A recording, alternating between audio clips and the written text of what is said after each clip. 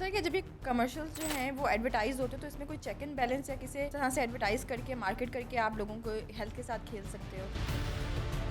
अगर मैं मिर्गी के हवाले से बात करता हूँ, मैं मिथ में लेता हूँ किसका, जो जूता सगाने वाला मिथ है। सर का दर्द है तो बस हमें सर का दर्द है तो हमें माइग्रेन है। पड़ोसी मुल्क चांद पे जा रहे हैं, हम लोग इस पे अड़के हुए। डिस्प्रिन इज अ जहर, जहर बोलूंगा, जहर है। आप दुआ करें कि मैं इस पोस्ट पर आ जाऊँ कि मैं इन चीज़ों को चैलेंज कर सकूँ। दो किस्म के हेडेक होते हैं, एक प्राइमरी हेडेक्स, एक सेकेंडरी हेडेक। 2009 या 10 का जो इलेक्शन हुआ था उसमें वो MNA भी थी, असेंबली में, सीनियर असेंबली में उनकी स्पीच, वो बेचारी कहती थी कि मुझे कोई मीठी चीज़ खाने को दिल करता है। What is the cause of epilepsy? How does epilepsy medication work? अब जब मैंने पेपर देखा तो श्योर ने इसको डिवोर्स दे दी थी, और सिर्फ इस बेस के ऊपर कि उसको मिर्गी डायग्नोस हो गई। सुबह में जो है ना अपना वो, जब मैं स्कूल से आई तो मैंने देखा कि मेरे शोर जो होश पड़े हुए सो रहे, अब वो मिर्गी दवाई नींद होती है वो सो गया। अब इससे क्या होगा, अब वो बताएगी तो बात खराब होगी। सर लेकिन ये मिथ ना बने क्यों है? क्या कभी ऐसा हुआ है? नमक के पानी के अंदर पाँव डाल दो तो आपकी जो है वो डायबिटिक न्यूरोपैथी ख़त्म हो जाती है। तो मतलब इस तरह के मिथ हैं, ये तो वो मिथ हैं जो मैं बता रहा हूँ। इसके अलावा अगर मैं बताने पाऊँ तो शायद पॉडकास्ट का टाइम ख़त्म हो जाए।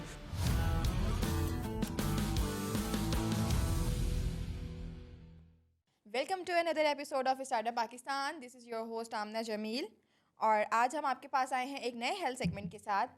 आज के हमारे गेस्ट एक प्रैक्टिसिंग न्यूरोलॉजिस्ट हैं।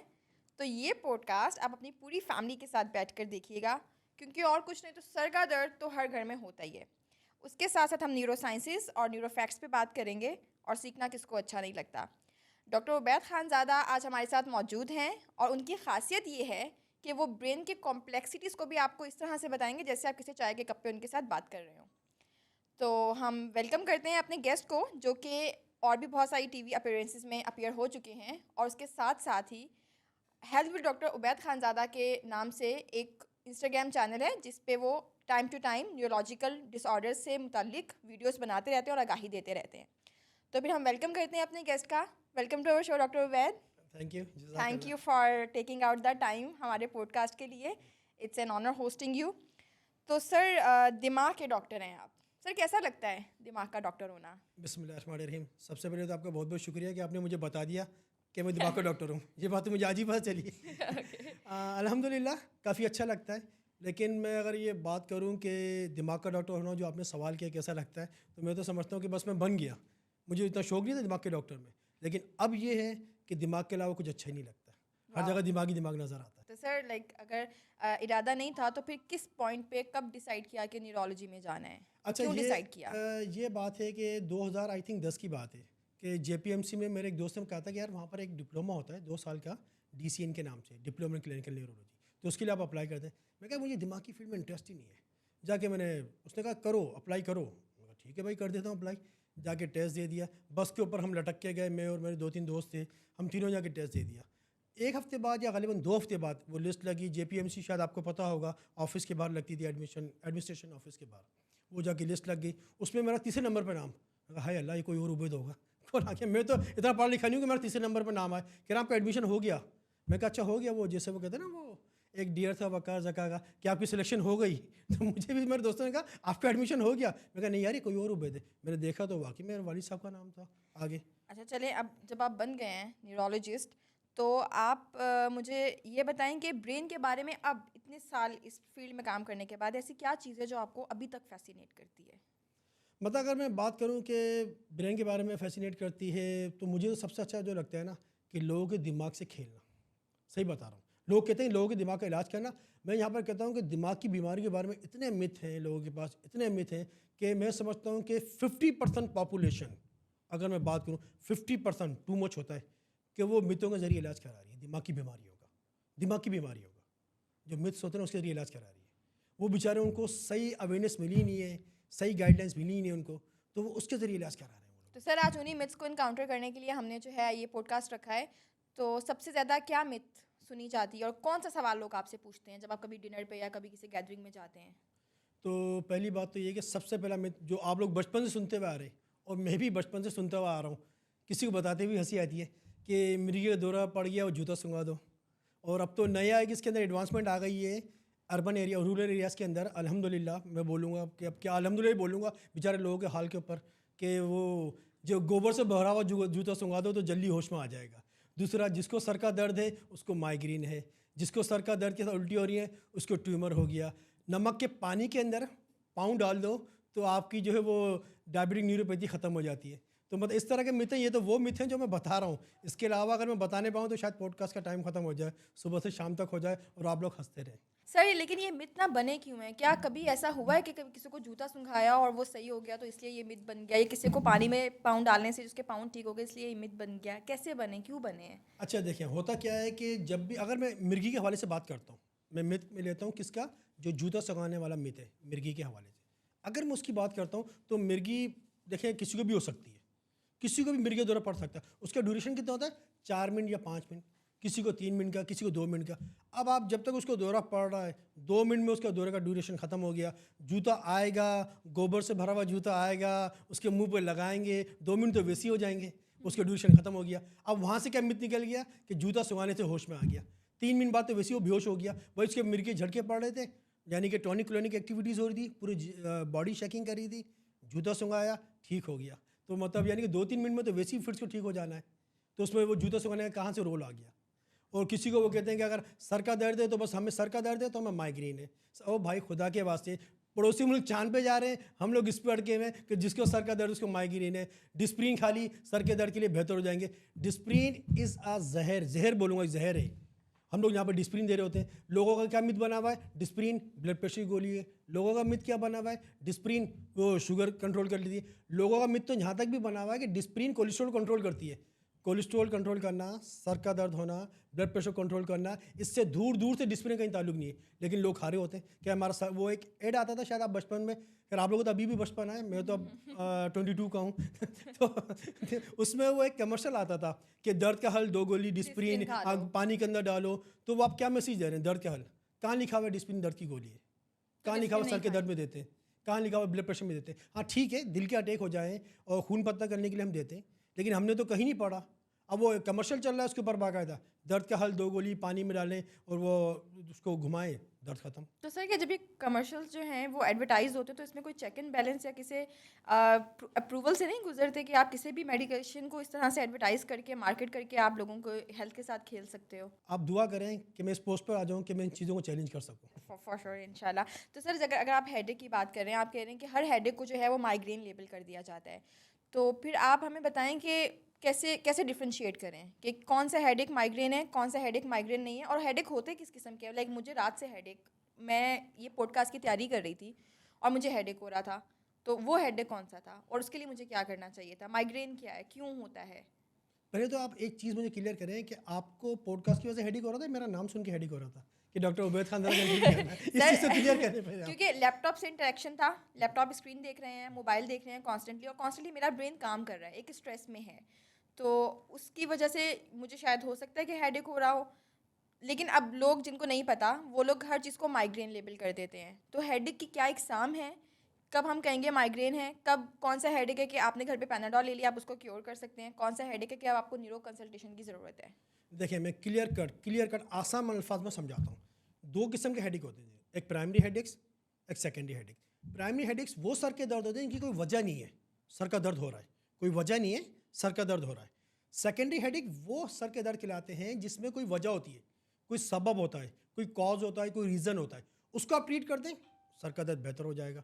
अब जैसे प्राइमरी हेडेक्स में मोस्ट कॉमन हमारे पास टेंशन टाइप हेडेक आता है, लेकिन लोगों को तो ले दे के माइग्रेन ही याद है। क्यों? क्योंकि वो कहते हैं ना कि जो दिखता है वो बिकता है मार्केट के अंदर। तो जिसको देखो माइग्रेन माइग्रेन, एक 70 साल के बाबा जी आ रहे हैं वो भी माइग्रेन, अम्मा जी आ रही है माइग्रेन। अब तो बच्चे कहने लग गए कि मुझे माइग्रेन का दर्द हो रहा है। 6 साल की बच्ची आई है हमारे क्लिनिक पे, कह रही है डॉक्टर साहब, वो उसकी वालिदा बताया डॉक्टर साहब मेरी बेटी है, इसको सर का दर्द बहुत होता है। ठीक है, मैंने हिस्ट्री ली था तो माइग्रेन, बच्ची मुझे कह रही है। अब 6-7 साल की बच्ची को क्या पता माइग्रेन क्या होता है, लेकिन वो सोशल मीडिया पर देख के कि डॉक्टर साहब मुझे भी माइग्रेन हो रहा है। तो माइग्रेन आ गया प्राइमरी हेडेक्स में, टेंशन टाइप हेडेक आ गए, क्लस्टर हेडेक आ गए। ठीक है, अब अगर मैं बात करता हूँ कि माइग्रेन हेडेक को ज़रा हाईलाइट करता हूँ क्योंकि बहुत ज़्यादा लोगों में ये पाया जाता है, वही बात जो दिखता है वो बिकता है। तो माइग्रेन हेडेक होते क्या है? नंबर 1, ये प्राइमरी हेडेक्स होते हैं, वो सर के दर्द जिसकी कोई वजह नहीं होती। नंबर 2 पे अगर मैं आता हूँ तो ये हमारे पास वो सर का दर्द, आधे सर का दर्द, ठीक है। उसके साथ साथ क्या होता है कि आंख में आता है वो दर्द।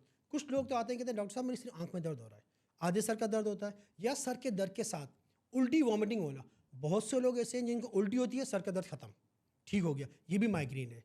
आधे सर में दर्द हो रहा है, आंख के अंदर दर्द हो रहा है सिर्फ, ये भी माइग्रेन है। ठीक है। और सर के अंदर आवाज़ें बुरी लगना, जिसको हम कहते हैं फोनोफोबिया। पेशेंट मोबाइल पे बात नहीं करता, पेशेंट जो है उसको मोबाइल पे बात करना बहुत बुरा लगता है, टीवी पे बात करना, टीवी पे देखना बहुत बुरा लगता है, घर में बच्चे शोर शराबा करते हैं, सर के दर्द के दौरान बहुत बुरा लगता है। तीसरा अपना फोटोफोबिया, लाइटें बहुत बुरी लगती हैं। ऐसा पेशेंट कहता है जिसको माइग्रेन होता है, वो कहता है कि डॉक्टर साहब मुझे अंधेरा अच्छा लगता है, मुझे अंधेरे में रहने दो। अपनी आधी से ज़्यादा ज़िंदगी वो अंधेरे में गुजारना पसंद करते हैं। अच्छा, माइग्रेन के बारे में अगर मैं बात करूँ तो अगर ये 12 साल से पहले की उम्र, बोथ दी जेंडर्स, चाहे वो मेल हो चाहे वो फीमेल हो, दोनों के अंदर कॉमन होते हैं। मेल फीमेल दोनों के अंदर कॉमन होते हैं। लेकिन 12 साल के बाद 14 साल की उम्र के बाद ये फीमेल्स के अंदर ज़्यादा कॉमन हो जाता है। अब उसकी वजह क्या है कि फ़ीमेल के अंदर कुछ हार्मोनल चेंजेस होना शुरू हो जाती हैं, जिसकी वजह से माइग्रेन का हेडेक फीमेल्स के अंदर कॉमन हो जाता है। अब जब मैंने माइग्रेन की बात की है तो मेरा दिल चाह रहा है कि अगर आप मुझे परमिशन दें तो मैं टेंशन टाइप हेडेक भी बता दूँ। बड़ा जी मेरा अंदर से बिल्कुल, दिल मचल रहा है कि मैं बता हम दूँ उसको। हेडेक के अराउंड ही बात करें, आप ठीक है, बिल्कुल। चलें। मैं टेंशन टाइप हेडेक भी बताता चलूँ। माइग्रेन तो मैंने क्लियर कर दिया आपको। आधे सर का दर्द, सर के दर्द के साथ उल्टियों का ये होना, सर के दर्द के साथ लाइटें बुरी लगना, और सर के दर्द के साथ जो है वो आपको आवाज़ें बुरी लगना। कोई आपसे बात करे, मोबाइल फ़ोन पे बात करने को दिल नहीं करता, टीवी के साउंड वगैरह बुरे लगते हैं। ये तो हो गया माइग्रेन हेडेक, साइड में कर देता हूँ। लेकिन माइग्रेन हेडेक को साइड में करने से पहले दोबारा लेकर आता हूँ। एक चीज़ और बताता हूँ। यहाँ पर क्या होता है माइग्रेन के अंदर के अक्सर बेशतर जो ख़वातीन आती हैं, मेरी खुद 2-3 पेशेंट हैं, वो मुझसे ये कह रही थी कि डॉक्टर साहब, एक तो मैं समझता हूँ कि 2009 या 10 का जो इलेक्शन हुआ था उसमें वो एमएनए भी थी, उनकी मेरे पास कॉल आई, असेंबली में, सीनियर असेंबली में उनकी स्पीच थी। उससे पहले ये समझें कि 1 या 2 घंटे पहले उन्होंने मुझे कॉल की। मैं वो मेरी पेशेंट भी है, नाम नहीं लूँगा, नाम लेना मुनासिब नहीं है, हर एक की बीमारी को छुपाना चाहिए, और ये हमारे डॉक्टर्स का भी है। हाँ, कॉन्फिडेंशियलिटी कि हर एक की बीमारी का पर्दा रखना चाहिए, ठीक है। और वैसे भी ज़िंदगी में हर एक का पर्दा रखना चाहिए। अल्लाह पाक आपके ऊपर, हमारे ऊपर पर्दा और रखे। ये सारे जो केस आप डिस्कस करेंगे ये एक्सक्लूसिवली सिर्फ एजुकेशनल पर्पसेस के लिए, लोगों को अवेयर करने के अवेयर लिए हैं। करने के तो लिए, ये बात बताना बहुत ज़रूरी किसी के है। ऊपर क्रिटिसाइज, किसी पर तनकीद नहीं करनी, बस सिर्फ एक लोग को अवेयर करना है, जी ठीक है। अल्लाह पाक हम सब के ऊपर पर्दा रखे। अब आप बोलेंगे ये आलिम ऑनलाइन शुरू हो गया ऐसा नहीं है, ठीक है। चले मैं बता तो उस एमएनए साहिबा की मेरे पास कॉल है कि डॉक्टर उबैद, आप इस वक्त कहाँ क्लिनिक कर रहे हैं? तो मैं कहा मैं तो उस वक्त यूनिवर्सिटी में हूँ, सुबह के 9 या 10 बज रहे थे। तो कहेंगे मेरे सर में सीवियर हेडेक होने वाला, मुझे लग रहा है कि सर का दर्द अब मुझे होने वाला है। अच्छा, पता चल जाता है हाँ, वो पहले। नॉन केस माइग्रेन है। अच्छा, वो कैसे पता चलता है? क्योंकि वो बहुत से लोगों को जिग लाइनें नज़र आना शुरू हो जाती हैं, ओह, धुंधला धुंधला नज़र आना शुरू हो गया, डबल डबल सर के दर्द से पहले, माइग्रेन के अटैक से पहले, कुछ 1 या 2 घंटे पहले या 3 घंटे पहले, 4 घंटे पहले डबल डबल नज़र आना शुरू हो जाता है, धुंधला धुंधला नज़र आना शुरू हो जाता है, ब्लरिंग विजन जिसे कहते हैं। बिल्डिंग ऊंची नीची जिग की तरह नज़र आना शुरू हो जाता है। इसके साथ साथ वो उस खातून के अंदर एक बड़ा अलार्मिंग साइन था, वो कि मैंने एक लोगों की आगाही के लिए बता रहा हूँ, उसको बेचारी को ये होता था, अल्लाह उसको सेहत दे, ज़िंदगी दे, बहुत सारी दुआएं खातून के लिए, कि वो हमारे पाकिस्तान का असासा है। तो वो बेचारी कहती थी कि मुझे कोई मीठी चीज़ खाने को दिल करता है, जब यकीन करें। ये माइग्रेन का फेज जब हाँ, पहले क्रेविंग का। होती है, क्रेविंग, कुछ मीठा खाऊं, वो समझ जाती और ये जब। कितने ड्यूरेशन का होता है ये टाइम पीरियड? आई थिंक जो मुझे उन्होंने बताया था, जो उन्होंने मुझे बताया था 2 या ढाई घंटे पहले। अब उनकी स्पीच थी 11 बजे असेंबली के अंदर, और उन्होंने मुझे कॉल किया तकरीबन 9 साढ़े 9 बजे या 10 बजे का टाइम था कि डॉक्टर उबैद अब मुझे क्रेविंग हो रही है, मुझे लग रहा है कि अटैक होने वाला है, और मेरी 11 बजे स्पीच है जो कि पूरे टीवी चैनल्स के ऊपर आएगी। तो काइंडली प्लीज़ मुझे कुछ बताएं। मैं कहा आप कुछ नहीं करें, अभी आप एक काम करें, कुछ कार्बोहाइड्रेट डाइट्स ले लें, कुछ भी जूस वगैरह पी लें, ठीक है, या कोई मीठा वगैरह ले लें, तो इंशाल्लाह ताला उससे चीज़ बेहतर हो जाएगी। और यही हुआ कि उनको जब मैंने मशवरे दिया कि आप कोई भी जूस वगैरह पी लें, कार्बोहाइड्रेट डाइट्स ले लें, आप यकीन करें उन्होंने मुझे 2 या ढाई बजे कॉल की, और मैं शुक्रिया अदा किया, कॉल तो नहीं की, सॉरी, मैसेज किया, thank you doctor Ubaid, your advice work. English में उन्होंने बोला, बताया था कि आपने जो मुझे एडवाइस दी थी उससे मुझे काफ़ी फ़ायदा हुआ। तो बहुत से लोग जो ये कहते हैं कि जब उनको मीठे की क्रेविंग हो जाए तो ये समझ जाना है कि उनको माइग्रेन अटैक होने वाला है। हर एक में नहीं, हर एक में नहीं, किसी किसी में, ठीक है। अच्छा, कुछ लोग ऐसे होते हैं कि किसी का नींद पूरी नहीं होती है, किसी का जो है अपना वो स्मोकिंग की आदत होती है, एक दिन हो गए सिगरेट नहीं पी, सर में दर्द होना शुरू हो जाएगा। किसी की नींद पूरी नहीं हो रही है, सर में दर्द होना शुरू हो जाएगा। सर है तो दर्द है, वो कहता है ना सर है, बहुत से लोग तो सर, तो दर्द है। हाँ अल्लाह माफ़ी दे, खाली होते हैं बेचारों के, लेकिन जिनके बाद भरे हुए होते हैं वो भी कम इस्तेमाल करते हैं। तो थोड़ा सा इस तरफ से, इससे हट के हम बात करते हैं। सर है तो दर्द होगा, आपकी नींद पूरी नहीं हो, सर का दर्द होगा, आपको फीवर हो जाए, सर का दर्द होगा, आपको स्ट्रेस हो जाए, सर का दर्द होगा, आप ज़्यादा गर्मी में काम कर लें, ज़्यादा जो अभी गर्मी हो रही थी 2-3 महीने पहले, अभी तो अल्लाह का शुक्र है कराची का बहुत अच्छा वेदर है, लेकिन 2-3 महीने पहले जो गर्मी थी, अल्लाह की पनाह क्या गर्मी थी, शायद मेरे ख्याल में आपके इस रूम के अंदर बैठ के भी जो है ना पसीने आ रहे थे, ठीक है। तो वो वाली गर्मी, सर का दर्द होगा। कुछ लोग कुछ खाने से, कुछ लोग बड़े गोश्त खा लें, बीफ, उनको सर का दर्द हो जाता है। है मेरी ज़िंदगी में बहुत से लोग। सर का दर्द जो है ना, ये हो क्यों रहा है, कहाँ से आ रहा है? स्किन में दर्द है, अंदर स्कल में दर्द है, अंदर ब्रेन में क्यों हो रहा है? कहाँ से, मतलब ये सेंसेशन कहाँ से आ रही है सर के दर्द की? अगर मैं प्राइमरी हेडेक्स की बात करूँ ना, मैं शुरू में क्या कहता प्राइमरी हेडेक्स, वो सर के दर्द जिसकी कोई वजह नहीं होती, वो सर के दर्द जिनकी कोई वजह नहीं होती, लेकिन फिर भी वो सर के दर्द होते हैं। तो ये तो अननोन इटियोलॉजी है, मतलब कोई वजह नहीं है, इडियोपैथिक है। ठीक है, इडियोपैथिक का मतलब कि बिल्कुल अननोन है।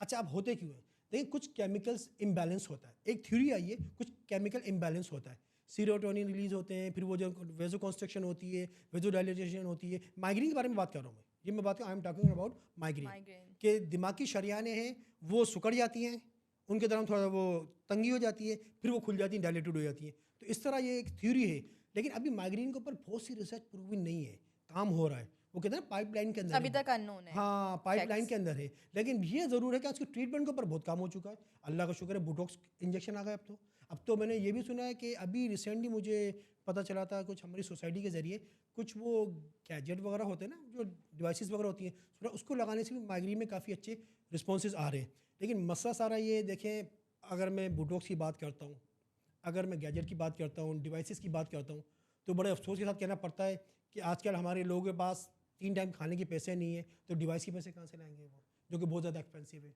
बोटॉक्स एक बहुत ज़्यादा एक्सपेंसिव है, उसके लिए क्या करेंगे वो?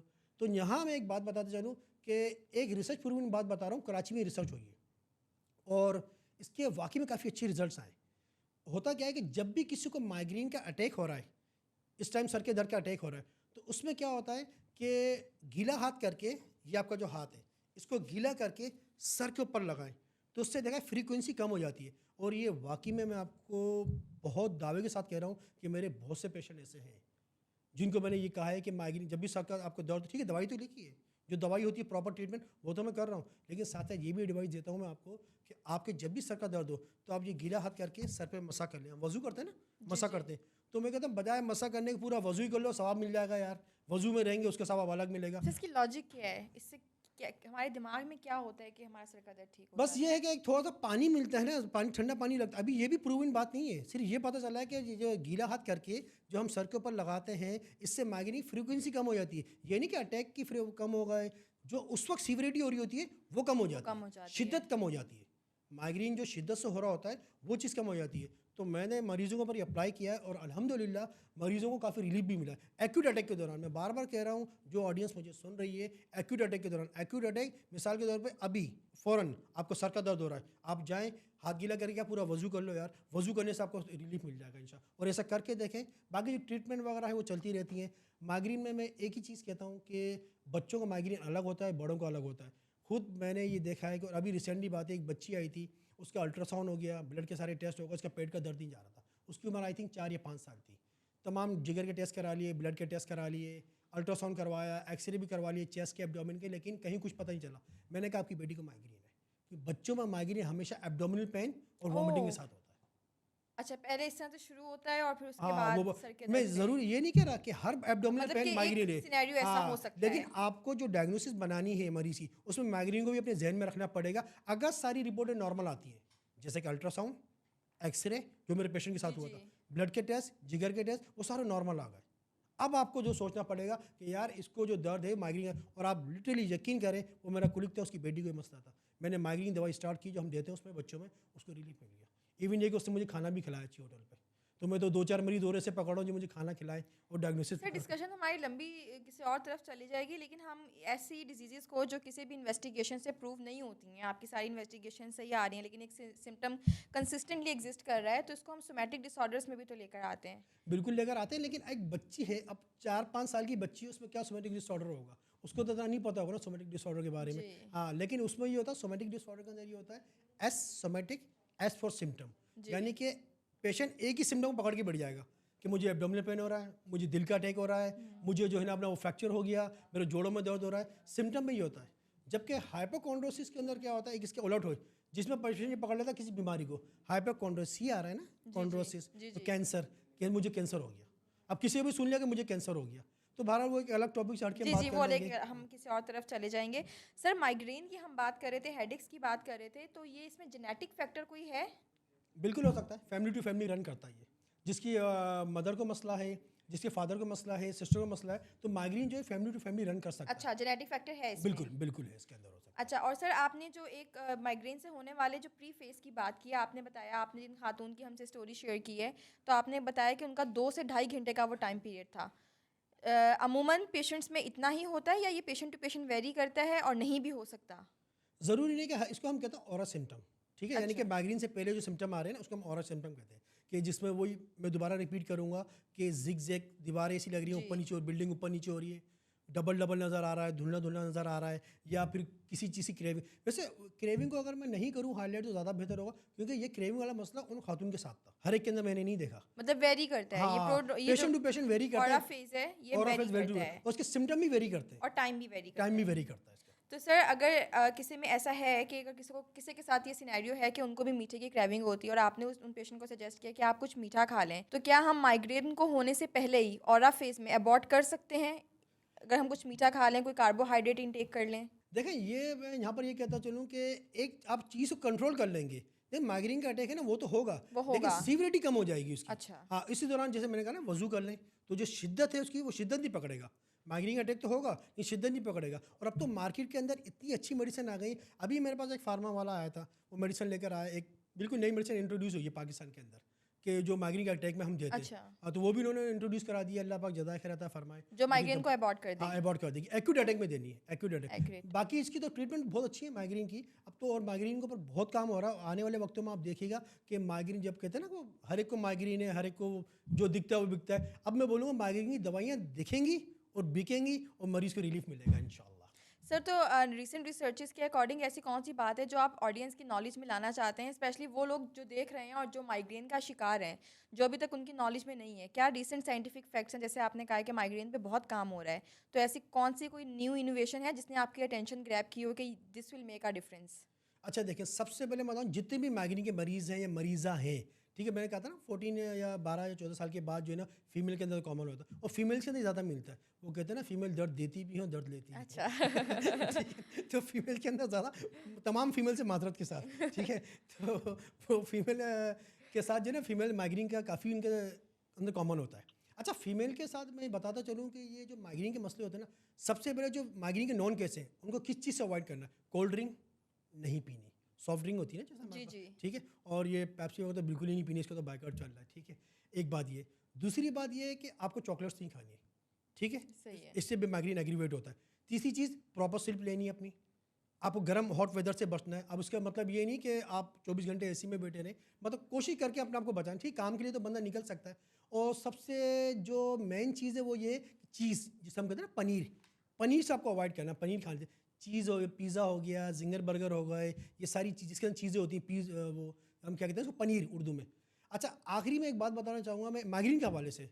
माइग्रेन मुझे पता है इतनी जल्दी तो आप मेरी जान नहीं छोड़ेंगे तो माइग्रेन के हवाले से मैं बताना चाह रहा हूँ कि माइग्रेन में एक चीज़ होती है कि अगर किसी को दूध की बनी हुई चीज़ खाने या पीने से, बहुत से माइग्रेन के मरीज़ ऐसे हैं और बहुत से नहीं भी हैं कि जिनको दूध की बनी हुई चीज़ लाइक कस्टर्ड, योगर्ट और वो लस्सी, दिमाग की नहीं, मतलब दूध की बनी हुई, ठीक है। अच्छा। मैं तो क्लियर कर दूँ, वो तो बहुत है मार्केट में भरे हुए दिमाग की लस्सी, तो ठीक है। तो वो लस्सी, इन चीज़ों को पीने से अगर आपका सर का दर्द एग्रीवेट हो रहा है, बढ़ रहा है, एग्रीवेट से बढ़ रहा है, तो उस चीज़ों का भी बाइकाट है। लेकिन बहुत से लोगों में नहीं होता। लेकिन मेरे बहुत से मरीज़ ऐसे हैं जिनको दूध की बनी हुई चीज़, भाई डॉक्टर साहब कल रात को बड़ा अटैक हो गया हमें माइग्रेन का, भाई क्या खाया था डॉक्टर साहब? वो लस्सी पी ली थी। तो मैं बनाई तो नहीं थी किसी की, कह रही बनाई नहीं थी, पी ली थी। डॉक्टर साहब वो कस्टर्ड खाया था, सर का दर्द हो गया। डॉक्टर साहब वो अल्पाइन, क्या है वो अल्पाइन वगैरह जो आइसक्रीम चले, जी, जी। हाँ मुझे सही तरह नाम भी नहीं आता, कब बहुत सस्ता है, इनको 100 रुपये का है। Alpine gelato. अल्पाइन जिलेटो बड़ा मुश्किल से नाम है, आई एम नॉट यो ठीक है। तो अल्पाइन जिलेटो वगैरह की जो आइसक्रीम खा ली, उससे सर का दर्द बढ़ गया। तो यानी कि हर वो चीज़ जिसके अंदर दूध मौजूद है और अगर वो खाते हैं, उसको खाने से वो सर का दर्द बढ़ जाता है, तो उसका भी बाइकाट है। अच्छा, अब अगर किसी को दोबारा रिपीट करूँगा कि किस चीज़ से प्रेस करना माइग्रेन के मरीजों को, चॉकलेट, कोल्ड ड्रिंक यानी कि ये सॉफ्ट ड्रिंक जो हो गई, बेवरेजेस वगैरह, ठीक है, और फिजी ड्रिंक भी कहते हैं मेरे ख्याल में शायद, जी। ठीक है, ये और चीज़, पनीर, और अगर दूध की बनी हुई चीज़ खाने या पीने से सर का दर्द हो रहा तो उसका भी बाइकाट है। सिर्फ नॉर्मल लेना है आपको, स्ट्रेस से बचना है, गर्म वेदर से बचना है। आखिर में एक चीज़, अब हो गया करना क्या है, हो गया करना क्या है, खुदाया इस बात को समझो कि अगर सर के दर्द के मसले हैं तो स्पेशली पास से जाओ। टायर पंचर होगा अगर आपकी गाड़ी का, आप कहाँ जाओगी? पेट्रोल पंप पर जाओगी आप मुझे जवाब दें, नहीं ना। नहीं। अगर गाड़ी का टायर पंचर हो, पंचर वाले के पास जाएंगे ना। अगर गाड़ी का इंजन खराब हुआ है तो हम मैकेनिक के पास जाएंगे, पंचर वाले के पास तो नहीं आएंगे। तो इसी तरीके से जब सर का दर्द हुआ है तो खुदाया लोग इस बात को समझें कि जिस चीज़ का स्पेशलिस्ट है उसके पास जाओ। सर का दर्द है तो न्यूरोलॉजिस्ट के पास जाओ, ठीक है। सर का अपना अगर शुगर का मसला हुआ है तो शुगर के डॉक्टर के पास जाओ, जनरल फिजिशियन के पास मत जाओ। लोग क्या कर रहे होते हैं, जनरल फिजिशियन से इलाज करा रहे होते हैं कई अरसे तक, माइग्रेन के हवाले से, किसी भी हवाले से। भाई आपको सर का दर्द है, आपको न्यूरोलॉजिस्ट के पास जाना है। न्यूरोलॉजिस्ट से मुराद जो दिमाग के डॉक्टर होते हैं, दिमाग के डॉक्टर। हाँ, जो दिमाग की दही वाले नहीं, और सर दिमाग के जो डॉक्टर डे टू डे हमारी लाइफ में सर का दर्द हो रहा होता है, जैसे मैंने आपसे पहले भी डिस्कस किया कि जो स्टूडेंट हैं वो बहुत ज़्यादा पढ़ रहे हैं। मेरी खुद जो स्टूडेंट लाइफ थी तो तब भी सर का दर्द हो रहा है, रात में देर से सो रहे हैं तो भी सर का दर्द हो रहा है, सुबह देर से उठ रहे हैं तो भी सर का दर्द हो रहा है। उस सर के दर्द में क्या करें और वो क्यों हो रहा है बार बार? वो माइग्रेन नहीं है लेकिन वो सर का दर्द हो रहा है आपको डे टू डे लाइफ में, जिसमें हम यूजली एक बड़ी कॉमन प्रैक्टिस है कि पैनाडॉल ले लो। अब पैनाडॉल कितनी ले लो, रोज़ ले लो, कब तक ले लो? उस सर के दर्द में सबसे पहले अल्लाह से दुआ करें कि आपका सर का दर्द ठीक हो जाए। सबसे पहले अल्लाह पाक से दुआ करें। दूसरी बात जो सबसे पहले करना है, देखिए डेली अगर किसी को सर का दर्द हो रहा है तो फिर वो माइग्रेन नहीं है, फिर वो टेंशन टाइप हेडेक की तरफ जाता है। अब हमें हिस्ट्री लेनी होगी। और वो टेंशन से होता है? बिल्कुल होता है, टेंशन से दर्द होता है, ठीक नहीं होता, बताओ टेंशन दर्द। मैं उसी को पर आ रहा हूँ आगे, जी, जी। किस तरह होता है वो। डेली अगर सर का दर्द हो रहा है तो वो क्या हो सकता है, टेंशन टाइप हेडेक। अच्छा, tension type headache most common headache है प्राइमरी हेडेक्स के अंदर, लेकिन अनफॉर्चुनेटली हमारे यहाँ पे जो दिखता है वो बिकता है। दोबारा बोलूँगा ये बात कि लोग जो है ना माइग्रेन को समझते हैं, माइग्रेन सेकंड पे आता है। टेंशन टाइप हेडेक सबको है। पाकिस्तान की आबादी कितनी है, 24 करोड़, और उस वक्त जो मुल्क के हालात चल रहे हैं, अल्लाह हमारे मुल्क पर रहम फरमाए, पाकिस्तान जिंदाबाद। तो मसला पता क्या है कि जिससे 24 करोड़ की आबादी में अगर मैं लोगों से पूछूँ ना कि भाई आपको क्या तो मैं हिस्ट्री लूँ तो 22 करोड़ को टेंशन टाइप हेडेक होगा। 22 करोड़ टू मच। चलो 22 करोड़ 20 करोड़ लगा दें। उसमें ये जो ट्रैफिक में आप फंसते हो, ट्रैफिक जैम में या कहीं दूर से ट्रैवल करके आ रहे हो, उसके बाद जो हेडेक हो रहा है तो उसके लिए क्या चीज़ कंट्रीब्यूट कर रही है, वो क्यों हो रहा है? उसके लिए आपको ये करना है, हेलीकॉप्टर खरीद लें, ट्रैफिक में फंसेंगे नहीं। सही मशवरा दे सर रहा आपकी फिजियोलॉजी क्या, आपके दिमाग में क्या चलता है? आपको क्या ट्रैफिक का धुआं है उसके लिए रिस्पॉन्सिबल? देखिए उसको अवॉइड किया जा सकता है किसी तरीके से? अभी मैंने आपको क्या कहा था कि स्ट्रेस की वजह से, ठीक है।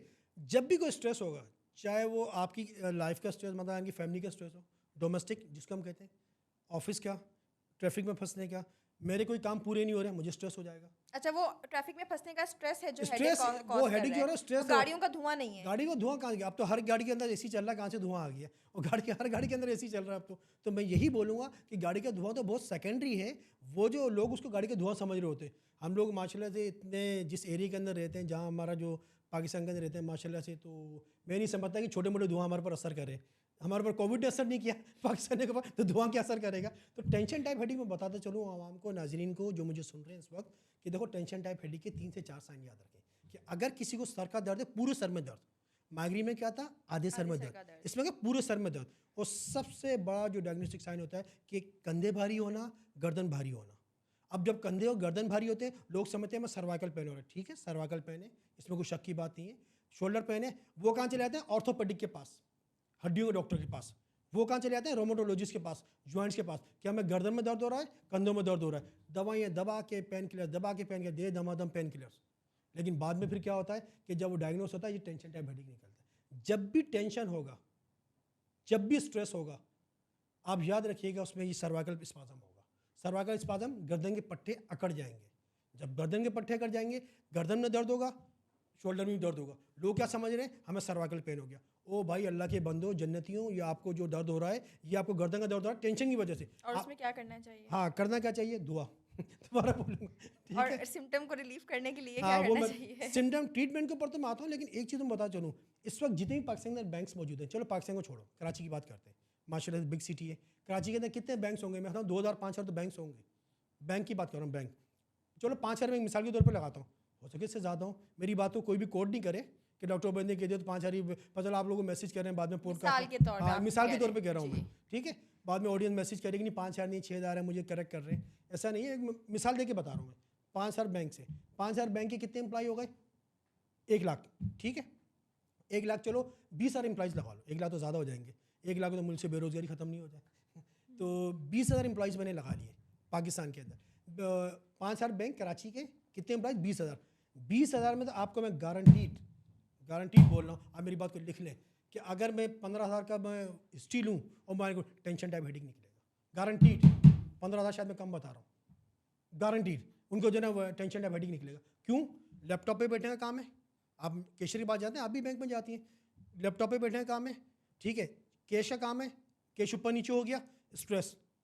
लैपटॉप पे कोई गलत एंट्री हो गई, यानी कि लैपटॉप कंप्यूटर जो भी बैठे हैं स्क्रीन के सामने, गलत एंट्री हो गई, स्ट्रेस। जब भी स्ट्रेस होगा, जितने भी बैंकर्स हैं आप सबके साथ देखें ये मसला है, गर्दन में दर्द, कंधे भारी, नींद नहीं आती, गर्दन में दर्द, कंधे भारी, नींद नहीं आती, क्यों? स्ट्रेस। और ये स्ट्रेस हेडेक होता है जिसको लोग ऑर्थोपेडिक को दिखा रहे होते हैं, जिसको लोग रोमेटोलॉजिस्ट को दिखा रहे होते हैं। सर अब तो आने वाला दौर बिल्कुल आर्टिफिशियल इंटेलिजेंस की तरफ जा रहा है, कंप्यूटर का दौर है, डिजिटल मीडिया का दौर है, तो लोगों की मैक्सिमम जॉब्स ऐसी हैं और वर्क फ्रॉम होम इतना नॉर्मलाइज हो चुका है, एक ट्रेंड बन चुका है कि पूरा दिन कंप्यूटर पे बैठने का काम है। अब आप अपना काम नहीं छोड़ सकते हैं, लेकिन आप क्या कर सकते हैं? आप इसको प्रिवेंट कैसे कर सकते हैं? और अगर आपको टेंशन टाइप हेडेक है, ये स्ट्रेस है, तो आप बेहतर कैसे कर सकते हैं अपनी लाइफ को? 2 से 3 चीज़ें याद रखें। एक तो सही डॉक्टर का इंतखाब करें, खुदाया सही डॉक्टर का इंतखाब करो। आज भी मैं बोल रहा हूँ कि जिसको भी कंधे गर्दन में स्पाज़म है, गर्दन में बहुत दर्द हो रहा है, कंधे भारी हो रहे हैं, नींद नहीं आ रही, ठीक है, तो वो सबसे पहले अगर न्यूरोलॉजिस्ट को दिखाएं।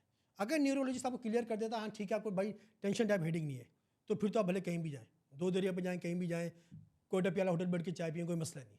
लेकिन अगर आपको टेंशन टाइप हेडेक है तो करना क्या है? अब 3 से 4 काम, आपके सवाल को मैं आगे लेके चलता हूँ। सबसे पहले आपको क्या करना है, जो भी न्यूरोलॉजिस्ट होगा वो मसल रिलैक्सेंट दवाई देगा। टेंशन टाइप हेडेक में कोई पेन किलर नहीं देनी। अच्छा, नंबर 1 पैराडॉल नहीं लेनी? नहीं देनी, कोई पेन किलर नहीं देनी, यही तो मैं समझा रहा हूँ। वो पैनाडोल नहीं देनी, डिस्प्रिन नहीं देनी, जो हमारी फेवरेट दवाई है डिस्प्रिन, जो हर जगह हम लोग समझते हैं कि बस काम आ जाएगी। यहाँ पर तो लोग ये भी मिथ बने हुए कि डिस्प्रिन खा लो 10 लाख की जॉब मिल जाएगी। काश ऐसा होता तो मैं तो पूरी जेब में फार्मा वाले आपके पीछे आ रहे हैं, डिस्प्रिन वाले। ये डिस्प्रिन वाले नहीं आएंगे, डिस्प्रिन वाले नहीं आएंगे। अच्छा, तो मसला सारा है कि इस चीज़ से बाहर आए, डिस्प्रिन से बाहर आए। अल्हम्दुलिल्लाह अब तो हम परसों गोल्ड मेडल भी जीत चुके हैं।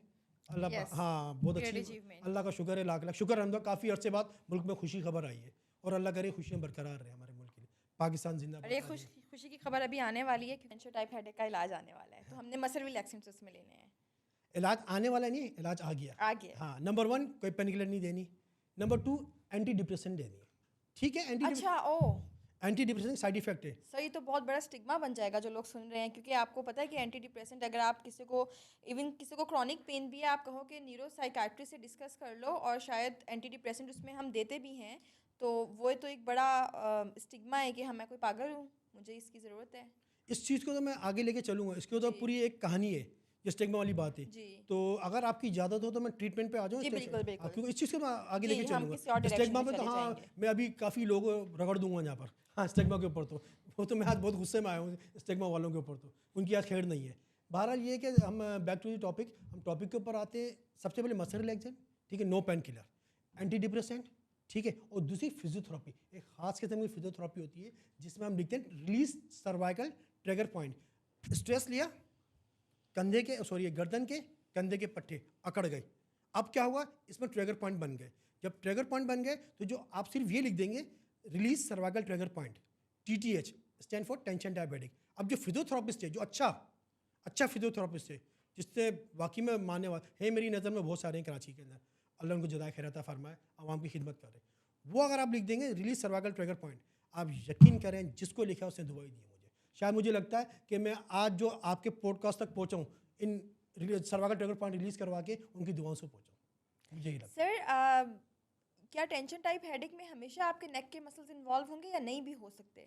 नहीं भी हो सकता है कि 90%, लेकिन आपने ट्रीट उसको इसी वे से करना हाँ है, इसी वजह से trigger point करना से। है। ना सिर्फ जिसके आपके कमर के मसले वो सॉरी कमर के मसल जो हैं वो आपके वो हो जाएंगे, स्टिफ हो जाएंगे, ठीक, आपकी टांगों के मसले स्टिफ हो सकते हैं।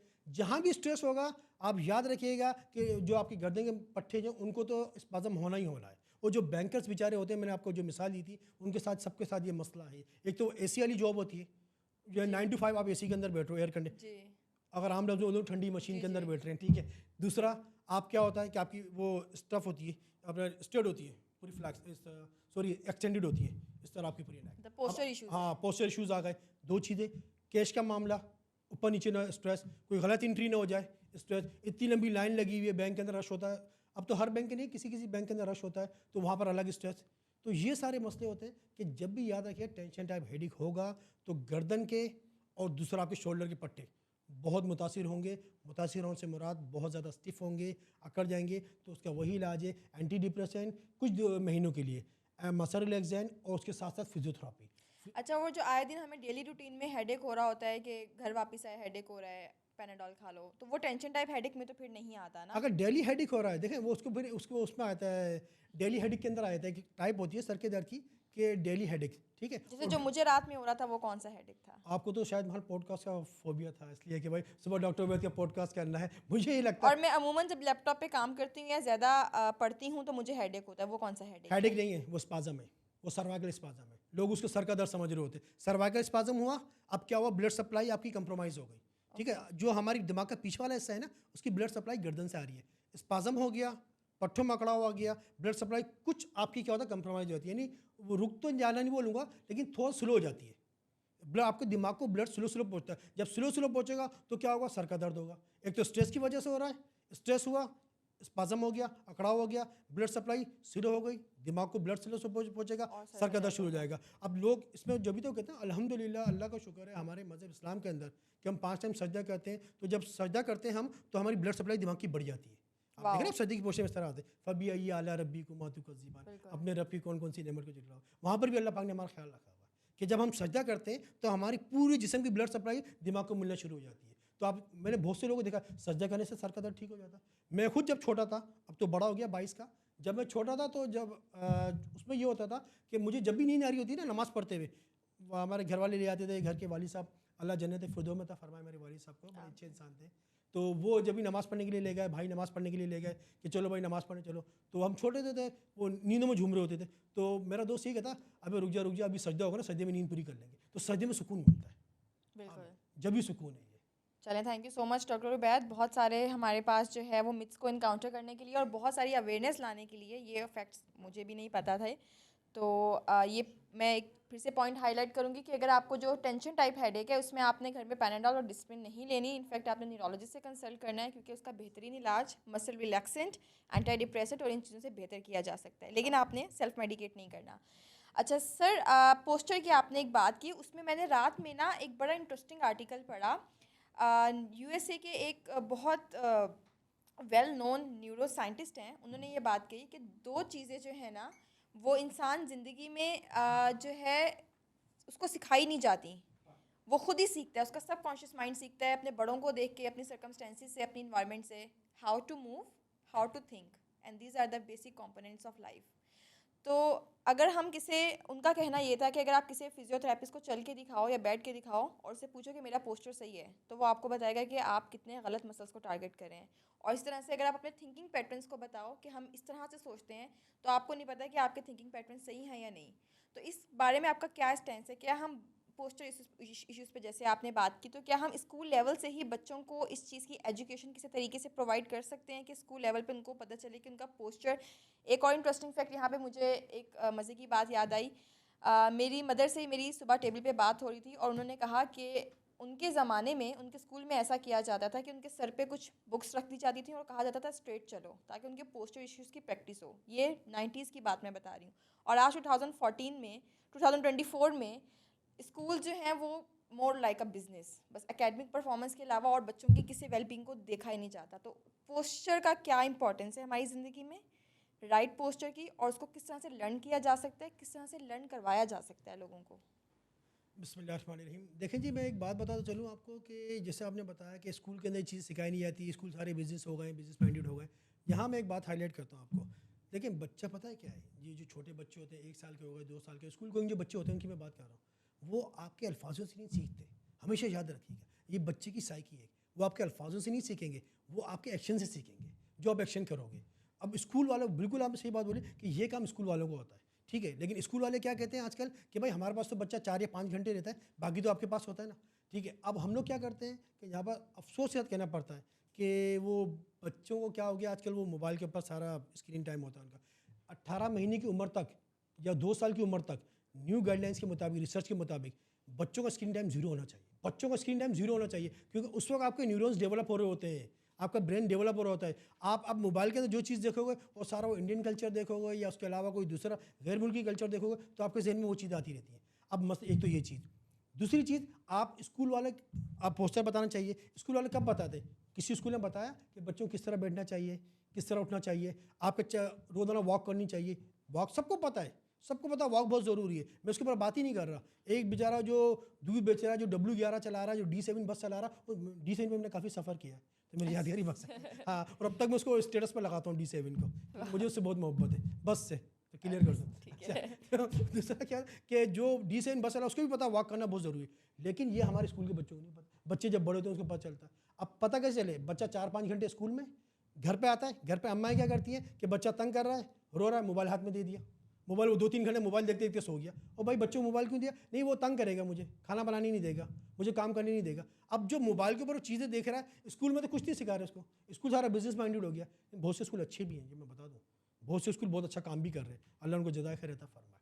तो अब बच्चों क्या होता है, वो बच्चे के दिमाग वही चीज़ डेवलप हो रही है जो वो रील्स देख रहा है। मेरी बच्ची को मुझसे अच्छा मोबाइल चलाना आता है। जी बिल्कुल ऐसा हाँ, ही मेरी है। तो वो कहते हैं ना, पहले ज़माने में एक वो होता था कि बच्चा रोएगा पर दूध पी के सोएगा। अब अल्लाह माफ़ी दे, हो गया बच्चा रोएगा पर मोबाइल देख के सोएगा, ये चीज़ हो गई है।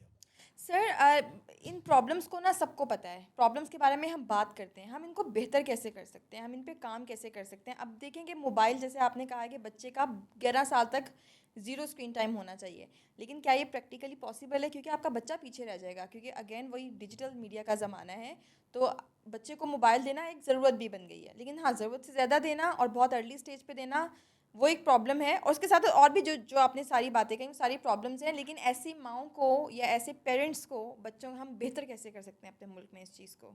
अच्छा, आप मुझे एक बात बताएं, अब बिल्कुल क्लियर बताइए, आपने कहा ना बच्चों को मोबाइल देना भी ज़रूरी है कि डिजिटल दौर है, जो भी दौर है, फला फला दौर है, लेकिन एक बात बताऊं, आप मुझे बता दें, बच्चों के हाथ में मोबाइल दे दें, कितने बच्चे ऐसे हैं जो उससे अवेयरनेस ले रहे हैं, पॉजिटिव चीज़ें देख रहे हैं? सब बच्चे रील्स देख रहे हैं। और मैं आपको यहाँ तक दिखा दूँ, बता दूँ कि 90% बच्चे जो होते हैं वो क्या देखते हैं? पड़ोसी मुल्क की रील्स देखते हैं, जो कि उनका कल्चर होता है, जो हमारा कल्चर नहीं होता। हमारा कल्चर बिल्कुल डिफरेंट है, टोटली डिफरेंट है। ठीक है, मैं तो यहाँ पर एक बच्ची को भी देखा था, वो मेरी क्लिनिक पे आई थी, उसने अपनी मम्मा के सामने बोला था कि 7 या 8 साल की बच्ची थी, 7 या 8 साल की उम्र कितनी छोटी सी होती है, अल्लाह उस बच्ची को जज़ाए खैर अता फरमाए, उसके हाल पे रहम फरमाए। उसने बाकायदा ये कहा था अपनी मम्मा को कि मम्मा परेशान नहीं और विश्वास रखें मैं ठीक हो जाऊँगी, विश्वास रखें मैं ठीक हो जाऊँगी। उस बच्ची का, मैं उस बच्ची का चेहरा देख रहा था, मैं कहा वाह भाई वाह, रीलों का असर, रील्स जिंदाबाद। तो सर कैसे बेहतर करें हाँ, इसको? अब काउंसलिंग आ गई। मैं तो कहता हूँ जितने भी स्कूल में सेशन होते हैं ना बच्चों के, पेरेंट्स को बुलाएं। पेरेंट्स में सबसे ज़्यादा ज़रूरी है माओं को बुलाएं। देखिए बच्चा ज़्यादा रहता है माँ के साथ, बाप कहाँ गए, आपके हस्बैंड कहाँ गए, यानी कि जो बच्चे के फादर होते हैं 9 to 5 जॉब करते हैं, वो तो बेचारा 5 बजे जब निकलेगा ऑफिस तो शारे फैसल में 2 घंटे ट्रैफिक में फंसेगा। वो जब वो शारे फैसल 2 घंटे ट्रैफिक में फंस कर आएगा, मैं कराची की बात कर रहा हूँ, तो उसके अंदर क्या हालत रहेगी? बच्चों को काउंसिल करे, बच्चों को गाइड करे। तो होता क्या है कि माओं की काउंसलिंग होनी चाहिए, अवेयरनेस सेशन होनी चाहिए माओं के लिए, ना सिर्फ स्कूल लेवल पे, सोशल मीडिया लेवल के ऊपर, ठीक है, मीडिया लेवल के ऊपर आपके डोर टू डोर काउंसलिंग होनी चाहिए। इसकी वजह से आपको पोलियो कतरे पिलाने आते हैं ना, इस तरह मैं समझता हूँ एक गवर्नमेंट को इस तरह प्रोग्राम स्टार्ट करना चाहिए कि चलो दरवाज़ा बजा रहे, क्या हुआ भाई आपके बच्चों ने पोलियो कतरे पी लिए, क्या हुआ भाई आपने सेशन अटेंड किया या नहीं किया? ये इस तरह सेशन होने चाहिए मेरे सर हिसाब। सेशन दे के तो आप निकल गए, ठीक है, कोई भी काउंसलर है, आपने काउंसिल किया, अब आप अपने घर पे हो, अब वो माँ बच्चे के साथ है, अब बच्चा मोबाइल मांग रहा है, अब उसका ऑल्टरनेटिव आपकी ओपिनियन में क्या है? आप अपने बच्चे को किस तरह से जो है वो स्क्रीन टाइम से दूर रखते हैं, मोबाइल से दूर रखते हैं? देखें, इतने अवेयरनेस सेशन होने के बाद, आपने स्कूल में हो रहे हैं अवेयरनेस सेशन मदर के, ठीक है, सोशल मीडिया के ज़रिए हो रहे हैं, अपना ये इलेक्ट्रॉनिक्स मीडिया के ज़रिए हो रहा है, डोर टू डोर काउंसलिंग हो रही है, इसके हवाले से अगर फिर भी मदर नहीं समझे तो बच्चों को गोद ले लें। आप यही कर सकते हैं, उनके बच्चों को गोद ले लें या उनको बोलेंगे भाई खुदा के मदर क्या करें? मदर को मदर आपको के लिए कि क्या करें, वो क्या ऑल्टरनेटिव दें बच्चों को? अल्टरनेटिव आपसे क्या होता है, आप होते हैं बुक्स हैं, बुक्स होती हैं, बुक्स पढ़े, रीडिंग बुक्स तो सबसे अच्छा है, बच्चों से रीड करवाएं। आपको पता है जितना हम रीड करते हैं, रीडिंग से हमारे न्यूरॉन्स नहीं जनरेट होते। ये एक नई, वो तो कहते हैं ना एक्सरसाइज करने से हमारे दिमाग के वो जो अपना दिमाग बनता है, दिमाग के सेल्स रीजनरेट होते हैं। इसी तरह मैं कहता हूँ एक चीज़ और है, रीडिंग बुक्स, ठीक है, छोटा बच्चा नहीं कर सकते, आप किसी उसको एक्टिविटी में लगा दें, फिजिकल एक्टिविटी में, लाइक फुटबॉल, लाइक क्रिकेट, नीचे हर जगह होता है, वो बच्चे खेलते हैं ना, वो भागने वाला गेम खेलते हैं। मेरी बच्ची खुद जाती है शाम 5 बजे से लेकर 7 बजे तक जाती है, नीचे वो एक एक्सरसाइज गेम होता है वहाँ पर जाती है। मुझे पता है कि यार वो काफ़ी देर तक खेल रही है, अब छुट्टियाँ खेलने दो। उसकी मदर कहती है कि उसको बुला लो, 1 घंटे से ज़्यादा हो गया। मैं कहा नहीं, घर में इससे बेहतर है कि वो मोबाइल यूज़ करें, वो ज़्यादा बेहतर है कि वहाँ पर खेल लें। अभी उसके 3-4 दिन पहले, अब 1 हफ्ते पहले की बात है, आप यकीन करो उसे चोट लग गई थी इस एल्बो एरिया पे, ये कोहनी के ऊपर उसे चोट लग गई थी, थोड़ा अपना निशान विशान भी आ गया था, काफ़ी परेशान हुई वो, क्या वो नीचे जाना छोड़ दूँगी। मैं कहा नहीं, जाओ ज़रूर, जब तक गिरोगे नहीं, जब तक उठोगे कैसे? वो ज़्यादा बेहतर है कि आप उसको मोबाइल पे लगाएं। मोबाइल पे लगा दें। फिजिकल एक्टिविटी ज़्यादा ज़रूरी है। जी बिल्कुल। और मेरा ख्याल से कि अभी आने वाले वक्तों के साथ तो जिस टाइम पे मेरी स्कूलिंग थी तो हमारे पास ग्राउंड्स होते थे, पीटी ग्राउंड्स होते थे, हमारी फिजिकल एक्टिविटी होती थी। अब स्कूल भी इस तरह से बने हुए हैं कि उनके पास वास्ट प्ले एरियाज़ नहीं है, बच्चों की फिजिकल एक्टिविटी बिल्कुल ख़त्म होते जा रही है। और इनफैक्ट बड़ों की भी अगर हम देखें तो हम पूरा दिन बैठे हुए हैं, हम सुबह रात सो रहे हैं, हम बैठे हुए हैं, हम सुबह उठे हैं गाड़ी में फिर बैठे हैं, फिर ऑफिस गए हैं फिर बैठे हैं, फिर वापस गाड़ी में फिर बैठे हैं, घर आके फिर बैठ गए हैं। तो मेरा ख्याल से कि फ़िज़िकल एक्टिविटी को हमें जो है वो इनकरेज करना चाहिए। अच्छा सर, यहाँ पे मोबाइल के हवाले से जो है, क्योंकि ये सिर्फ बच्चों का मसला नहीं है, ये बड़ों का भी मसला है मोबाइल यूज़ करना। इनफैक्ट आज की अगर हम बात करें 2024 की, तो हमारी माएँ बच्चों को तो कहती हैं लेकिन रात में वो खुद भी अपना लेके स्क्रॉल कर रही होती हैं। तो मैंने इसका बड़ा एक इंटरेस्टिंग फैक्ट मैंने पढ़ा और हम आपसे जानना चाहेंगे कि किस हद तक किस बात में सच्चाई है। ब्रेन का एक हार्मोन होता है डोपामीन, जिसको पहले जो है एक मोटिवेशन हार्मोन कहा जाता था। मैंने एक आर्टिकल पढ़ा जिसमें ये बताया गया कि जब आप सुबह उठते हो और आप इरादा करते हो कि मैंने ये काम करना है, तो आपका वो डोपामीन है। फिर जब आप कुछ अचीव कर लेते हो तो जो सेंस ऑफ हैप्पीनेस और सेटिस्फेक्शन आपको मिलती है वो डोपामीन रश है। अब क्या हो गया है कि वो चीज़ किस तरह से ट्रांसफॉर्म हो गई है कि आपके हाथ में मोबाइल है, इजी एक्सेस है, और आप हर time lot of information, tons and tons of information आप कॉन्स्टेंटली ले रहे हो, और कॉन्स्टेंटली आप अपने ब्रेन को ट्रेन कर रहे हो इस डोपामिन स्टिमुलेशन के लिए। तो एक तो आपने अपने ब्रेन की को ट्रेन कर दिया कि आप डोपामिन स्टिमुलेशन ले रहे हो क्योंकि आपको हर मिनट टू मिनट मिल रही है, और ऊपर से आपको उसमें प्लेजर भी मिल रहा है। तो हमने डोपामिन एक्सेस को ईजी कर दिया। Is it the theory behind this कि ये इस वजह से हमें मोबाइल की एडिक्शन हो जाती है क्योंकि हमारे ब्रेन को हर मिनट डोपामिन सर्च की आदत पड़ जाती है? अच्छा देखिए, बात सारी ये है कि डोपामिन जो होता है वो हैप्पी हार्मोन भी कहलाता है, ठीक है। इसका निकलना भी अच्छा होता है। वो कहते हैं ना, अल्लाह पाक ने हर चीज़ का बैलेंस रखा है हमारी बॉडी के अंदर। कमी हो जाए तो वो भी नुकसानदेह है, ज़्यादती हो जाए तो वो भी नुकसानदेह है। अब डोपामिन किस तरह से निकलते हैं, जो निकलने के यानी कि डोपामिन किस किस कंडीशन में रिलीज़ होते हैं।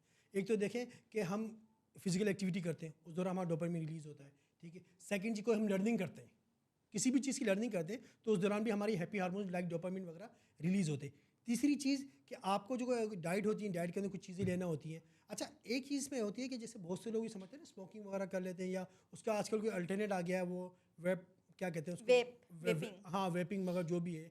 आई एम नॉट यो ठीक है। तो वो वेपिंग वगैरह जो भी होती है, तो उसके उसको लोग लेते हैं, समझते हैं उससे डोपामिन रिलीज़ होता है, ठीक है। अगर डोपामिन, वैसे तो मैंने ऐसी कोई बात कहीं देखी नहीं है, अगर डोपामिन उससे रिलीज़ भी हो रहा है ना, तो वो डोपामिन का ज़्यादा निकलना भी नुकसानदेह है, ठीक है। तो होता क्या है कि वो एक्टिविटीज़ करें, वो काम करें जिससे आपका डोपामिन रिलीज़ हो और आप खुश रहें और आपका दिमाग भी हेल्दी रहे। अब जैसे कि एक्सरसाइज, ठीक है, फिजिकल एक्टिविटी और लोगों से कम्युनिकेशन करना। मैं ये बड़ों के लिए भी कह रहा हूँ। आपको बताऊँ, हमारे जितने हैप्पी हार्मोन्स हैं, सीरोटोनिन हो गया, डोपामिन हो गया, लोगों से कम्युनिकेशन करने से।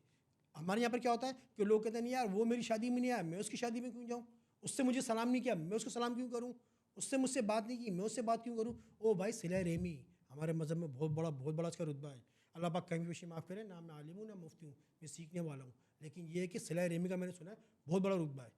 तो लोग, और सिला रहमी में एक चीज़ क्या है, कन्वर्सेशन, लोगों से मुलाकातें करो, बातें करो। हम लोग अकड़ की वजह से, लड़ाई झगड़ों की वजह से नहीं करते। अब कन्वर्सेशन का यहाँ पर क्या फ़ायदा है, जो मैं आपके सवाल को आगे लेके, आपके जितने भी हैप्पी हार्मोन्स हैं 90% कब रिलीज़ होते हैं, जब आप लोगों से कन्वर्सेशन करते हैं। कन्वर्सेशन का मतलब ये नहीं कि उससे गाली, इंटरेक्ट करने हाँ से। वो थोड़ा बैड लैंग्वेज में बात कर रहे हैं, उससे लड़ाई कर रहे हैं, ये भी तो कन्वर्सेशन हो रही है। एक बंदे ने मुझे कहा कि डॉक्टर साहब, हम किसी लड़ाई करते हैं तो वो भी तो कन्वर्सेशन हो रही है। मैंने सर पकड़ लिया, मैंने कहाँ की बात तो कहाँ निकाला इसने यार, मतलब। तो कन्वर्सेशन, कोई अगर किसी से आप प्यार मोहब्बत भरा अल्फाज बवाज भी बोलते हैं ना कि यार अस्सलाम वालेकुम, क्या हाल है, आपके खैरियत से, मैं आपके लिए दुआ गूँ, इससे भी आपका हैप्पी हार्मोन रिलीज होता है। किसी को आप दुख में देखते हैं, उसकी मदद करने की कोशिश करते हैं लोगों की। मैं आपको बताऊं, लोगों की मदद करने की कोशिश करते हैं, भले उसका काम हो या नहीं हो। आपने उसकी मदद की, आप उसके लिए खड़े हो गए, उसके बुरे वक्त में उसे काम आए, उसकी हेल्प की, जो भी, या चलत फिरत की उससे काम, उससे भी हैप्पी हार्मोन रिलीज होता है। तो कन्वर्सेशन, अखलाकियात, सिला रहमी, ये सारे क्या है, घुमा फिरा के वहीं पर ही आ जाती है बात वहीं सारी, पे आ जाते वहीं हैं। पर आ जाती है बात सारी। अच्छा, तो ये फैक्ट है कि मोबाइल की आदत भी हमें इसीलिए क्योंकि हमने अपने हैप्पी हार्मोन को, अपने डोपामिन को इसके साथ एसोसिएट हाँ, कर लिया मोबाइल है। को तो अगर मैं बोलूँ कि मोबाइल तो, अगर वो इन्फॉर्मेशन तो लोग कहते हैं ठीक है, वे ऑफ इन्फॉर्मेशन है, लेकिन आई एम सॉरी कि कम्युनिकेशन को उसने ख़त्म कर दिया है लोगों की। मतलब यानी बिल्कुल। कि आप कर ही नहीं सकते कन्वर्सेशन किसी से। अच्छा सर, आपकी एक्सपर्टीज़ हैं एपिलेप्सी में और बाकी जो न्यूरोलॉजिकल मसले हैं, तो मैं एक छोटी सी बच्ची को जानती हूँ जो डायग्नोस्ड केस है ऑफ एपिलेप्सी, और इस पॉडकास्ट में आने से पहले मैंने उससे बोला कि आप क्या समझते हो अपनी बीमारी के बारे में और क्या आपके कोई क्वेरीज हैं जो आप पूछना चाहते हो। तो उस बच्ची ने मुझे ये बच्चों वाली छोटी छोटी राइटिंग में सर बहुत क्यूट क्वेश्चंस लिख के भेजे और मुझे पढ़ने के बाद मैं ये आपसे डिस्कस करूँगी। मैं सारे क्वेश्चंस उस बच्ची के पढ़ देती हूँ। What is the cause of epilepsy? How does epilepsy medication work? Can epilepsy go away? What happens if you stop taking medications? और लास्ट क्वेश्चन है इसका, is epilepsy lifelong? How long should I take the medications? अच्छा, how old she? She is 13। 13, ठीक है। अच्छा, मुझसे 9 साल छोटी है। ठीक है। अच्छा, वो थोड़ी कहते सी हैं छोटी है। मैं वही कहता ना कि वो ना छेड़ मलंगा नू दुनिया बड़ी ख़राब, इस तरह कोई शेर है। जी। तो आपने मुझे छेड़ दिया है और आपने सोए हुए शेर को उठा दिया है, तो एपिलेप्सी मेरा फेवरेट टॉपिक है। तो अब चले तो फिर तो बहुत हाँ, अच्छी अब बात तो है। मैं यहाँ पर ताजुद की नमाज़ भी यहीं पे पढ़नी पड़ेगी आपको। ठीक है। तो सबसे पहले तो बेटा जो भी इस बच्ची का नाम है, क्या नाम है गुड नेम इस बच्ची का? उनकी चलिए ठीक है, हिडन रखें, नाम को जी। हिडन रखें, ठीक है, अच्छी बात है। सॉरी, जो भी इस बच्ची के ये बच्ची के लिए स्पेशली और सबसे ये उन पहले सब ऑडियंस के लिए है जो देख रहे हैं और जिनके घर में एपिलेप्सी का मसला है या जिन बच्चों को एपिलेप्सी का मसला है। एपिलेप्सी हम कहते हैं मिर्गी को, थोड़ा क्लियर जी, कर दें इस बात मुर्गी को। मुर्गी हाँ, को मुर्गी नहीं, मिर्गी को। को। हाँ, खाने वो तो हम सब पहुंच जाएंगे खाने के लिए, मैं भी पहुंच जाऊंगा, भूख लग रही है मुझे। अच्छा जी, तो सबसे पहले तो ये कि इस बच्ची के लिए बहुत सारी दुआएं बेटा, आपके लिए बहुत सारी दुआएं। और सबसे पहले शुक्रिया आपका कि आपने इतना इंटरेस्ट लिया प्रोग्राम के अंदर। ठीक है, अल्लाह आपको सेहत व कामयाबी नसीब अता फरमाए। बहुत सारी दुआएं आपको और आपकी फैमिली के लिए। अच्छा, अब मैं आता हूँ एपिलेप्सी पे। देखें जी, बात है कि एपिलेप्सी यानी कि मिर्गी का दौरा क्या होता है। दिमाग में करंट आपके भी है, मेरी भी है, दुनिया की आबादी कम हो 7 अरब के करीब है। सबके पास करंट है, सबके अंदर करंट है। यही करंट अगर ज़्यादा मिकदार में निकल जाए नॉर्मल से, किसी भी वजह से, बहुत सारी वजूहत है, अगर ज़्यादा मिकदार में निकल जाए तो वो मिर्गी के दौरों की शक्ल इख्तियार कर लेता है। एक दौरा, उसको हम एपिलेप्सी नहीं कहते। मैं बार बार कह रहा हूँ कि एक दौरा उसका वो किसी भी वजह से हो सकता है, बहुत सारी वजूहत होती है, लेकिन 2 या 2 से ज़्यादा दौरे हो जाएंगे फिर हम उसको एपिलेप्सी कहते हैं, जिसको यानी कि मिर्गी और यानी कि सीज़र या फिट्स। उसको दौरे को पढ़ना हम अपनी मेडिकल लैंग्वेज के अंदर कहते हैं सीज़र या फिट्स। ठीक है, इससे ज़्यादा दौरे अगर 2 से ज़्यादा हो जाए फिर हम उसको एपिलेप्सी यानी कि मिर्गी कहते हैं। अब मैं एपिलेप्सी का वर्ड इस्तेमाल नहीं करूँगा, अब मैं मिर्गी का वर्ड इस्तेमाल करूँगा। कहीं आ जाए तो खैर है, ठीक है, कंटिन्यूटी में चल जाएगा। अच्छा, अब मैं कहता देखिए वजूहत क्या हो सकती है, कुछ होती हैं प्राइम, जैसे हमने कहा था ना सर का दर्द होता है प्राइमरी सेकेंडरी। प्राइमरी वो होते हैं जिसकी कोई वजह नहीं होती, सेकेंडरी वो होते हैं जिसकी अपना वजूहत होती है। ठीक है, यहाँ पर ही एपिलेप्सी में मिर्गी में भी यही चक्कर है कि प्राइमरी एपिलेप्सी यानी प्राइमरी मिर्गी और सेकेंडरी मिर्गी यानी कि सेकेंडरी एपिलेप्सी। प्राइमरी में क्या कोई वजह नहीं है। 70% दुनिया में जो फिट्स पड़ते हैं, जो दौरे पड़ते हैं, जो मिर्गी होती है उसकी कोई वजह नहीं होती। तो उसमें क्या होता है कि हम MRI वगैरह दिमाग की, एक होती है दिल की पट्टी ECG, एक होती है दिमाग की पट्टी EEG, वो करवानी होती है। वो हमने करवा लिया, ठीक हो गए, कोई मसला नहीं है। हम यानी 3 साल तक या 2 साल तक दवाइयाँ देते हैं, कुछ क्राइटेरिया में 2 साल तक, कुछ क्राइटेरिया में 3 साल तक, वो भी प्राइमरी एपिलेप्सी में यानी कि प्राइमरी मिर्गी यानी कि वो मिर्गी जिसकी कोई वजह नहीं है। सारे ब्लड टेस्ट नॉर्मल आ गए, सारा MRI नॉर्मल आ गया, दिमाग की पट्टी कराई वो भी नॉर्मल आ गई, लेकिन फिर भी पेशेंट को, मरीज़ को मिर्गी के दौरे पड़ रहे, तो उसमें हम मिर्गी की दवाइयाँ स्टार्ट करते हैं। ठीक है, और उसमें ये देखते हैं कि 2 साल तक देनी है या इसको 3 साल तक देनी है। उसके बाद अगर अल्हम्दुलिल्लाह इंशाल्लाह ताला अल्लाह करे सारे मरीज़ फिट्स फ्री रहें, फिट्स फ्री से मुराद कोई फिट्स ना पड़े, मिर्गी का दौरा ना पड़े। अगर 2 या 3 साल तक उसके मिर्गी का दौरा नहीं पड़ता तो हम उसकी दवाई ICS से कम करके एक EG करा के वो नॉर्मल आ जाती है, हम बंद कर देते हैं। बंद कर देते हैं, हाँ, मिर्गी ठीक हो जाती है। मिर्गी ठीक हो जाती है। देखिए लोगों के बड़े गलत कॉन्सेप्ट है मिर्गी के बारे में, बड़े गलत मिथ हैं। आपको एक बात बताऊँ, लोग क्या समझते हैं कि मिर्गी जिन भूत की बीमारी है। सही बता रहा हूँ, मिर्गी को जिन भूत की बीमारी समझते हैं। मैंने खुद ये मरीज़ देखे, मैं खुद इंडिया सिंध में भी क्लिनिक करने जाता था, वहाँ पर मैंने देखा कि डॉक्टर साहब मौली साहब को दिखा रहे थे, मौली साहब से इलाज कर रहे थे। 3 साल थे, बच्ची यंग है, 22 साल की है, मिर्गी के दौरे पड़ रहे, मौली साहब को दिखाया था। 3 साल से इलाज चल रहा है, मौली साहब दम कर देते हैं तो ये ठीक हो जाती है। दूसरा, या अपना किसी पीर साहब को दिखाया था, वो दम कर दिया, ठीक हो। लोग उसको जिन भूत की बीमारी समझते हैं, लोग उसको समझते हैं जूता सिंगा दो ठीक हो गया, लोग उसको समझते हैं। आपको पता है मिर्गी के बहुत से जो मरीज़ हैं वो अपने आप को डिक्लेयर थोड़ी करते हैं कि मुझे मिर्गी है, वो स्टिग्मा समझते हैं। क्यों? उनके दिमाग में यही बात बैठी हुई है कि मिर्गी वालों को हमारे माशरे के अंदर बुरा समझा जाता है कि जिसकी मिर्गी हो गई अब ये किसी काम का नहीं है, ना ये शादी कर सकता है, ये शादी कर सकती है, ना ये बाप बन सकता है, ना ये माँ बन सकती है, ना ये दुनिया में कुछ काम कर सकती है। आज मैं आपको आपके प्रोग्राम स्टार्टअप पाकिस्तान के ज़रिए आपको ऐसे ऐसे नाम लेने वाला हूँ जो दुनिया में जिनको मिर्गी है और वो बहुत अच्छी ज़िंदगी गुजार रहे हैं। ये उन लोगों के लिए है जो लोग मुझे सुन रहे हैं जिनको मिर्गी है, खुदाया परेशान मत हो। मिर्गी वो बीमारी है अगर प्राइमरी है, और अगर आपको जो है 3 साल तक कोई फिट्स नहीं पड़ा तो दवाइयाँ बंद हो जाएंगी। ब्लड प्रेशर में आपको पूरी ज़िंदगी दवाई खानी पड़ती है। शुगर में आपको पूरी ज़िंदगी दवाई खानी पड़ती है। अच्छा, ये भी मिथ बहुत कॉमन है, जो जिन भूत की कैटेगरी से आगे के लोग हैं, जिनको पता है प्रॉपर इलाज करवा रहे हैं, उनको ये नहीं पता कि ये ठीक हो सकती है, ट्रीटेबल है। क्योंकि मुझे भी यही पता था अभी तक कि पूरी ज़िंदगी लाइफ लॉन्ग इसके मेडिकेशंस लेनी होती हैं। नहीं तो ये ट्रू नहीं है। ये काबिल इलाज बीमारी है। कुछ Okay. टाइप्स ऐसी होती हैं मिर्गी की जिसमें पूरी ज़िंदगी देते हैं, बिल्कुल देते हैं, लेकिन वो कुछ टाइप्स हैं, कुछ इकसाम हैं कि बच्चों में कुछ सिंड्रोम होते हैं, उसमें पूरी ज़िंदगी देनी पड़ती है, कुछ बड़ों में सिंड्रोम होते हैं, उसमें पूरी ज़िंदगी और देनी पड़ती है। प्राइमरी एपिलेप्सी की अगर हम बात करें तो वो क्योरेबल है। क्योरेबल है, काबिल इलाज है। आपको ये थोड़ी ब्लड प्रेशर पूरी ज़िंदगी दवाई खा रहे हो, जिगर का मसला हो गया, आपको वो CLDO की पूरी ज़िंदगी दवाई खा रहे हो, दिल के मसलों में पूरी ज़िंदगी दवाई खा रहे हो, डायबिटीज़ में पूरी ज़िंदगी दवाई खा रहे हो। वो नाम जो मैं आपको बताना चाहता कि कुछ आपने जो क्रिकेट लवर्स हैं, जो मुझे सुन रहे हैं, जो क्रिकेट से मोहब्बत करते हैं, पाकिस्तानी टीम से नहीं, हमसे तो 120 नहीं बनते पाकिस्तानी, वो तो बड़ा दुख दिया, 120 नहीं बने हमसे, सीधा फ्लैट विकेट के ऊपर। जो चलो अल्लाह रहम फरमा पाकिस्तान की टीम के ऊपर। अरशद नदीम को ले लेंगे तो इंशाल्लाह ताला ये कितने थ्रो फेंकेगा, गेंद बाहर से जा सकती है। ठीक है, वेल डन अरशद नदीम एक बार फिर। ठीक है, प्राउड ऑफ पाकिस्तान, अल्हम्दुलिल्लाह। अच्छा, दूसरा मैं कहता कि मैं कम टू पॉइंट के ऊपर आता हूँ। जॉन्टी रूट्स बहुत बड़ा नाम है, मेरा बहुत फेवरेट क्रिकेटर था वो। जॉन्टी रूट्स साउथ अफ्रीका का आई थिंक खिलाड़ी था, आई थिंक नहीं बल्कि 100%।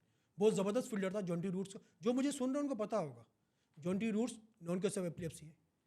अभी आप प्रोग्राम खत्म हो, यूट्यूब पर आप लिखिएगा जॉन्टी रूट्स बेस्ट कैचेस, और जिस तरह उसने कैचेस लिए दुनिया में, मैं नहीं समझता अब तक दुनिया में किसी ने इस तरह के कैचेस लिए हों। और आप बोले यार ये नॉन केसिव एपिलेप्सी है, इतनी लंबी लंबी जंप कर रहा है, डाइव कर रहा है, क्या से अनबिलीवेबल कैच लिए। हैरान, पूरी दुनिया अपनी फील्डिंग से पूरी दुनिया को हैरान कर दिया था उसने। वो जो है ना नॉन केसिव एपिलेप्सी है।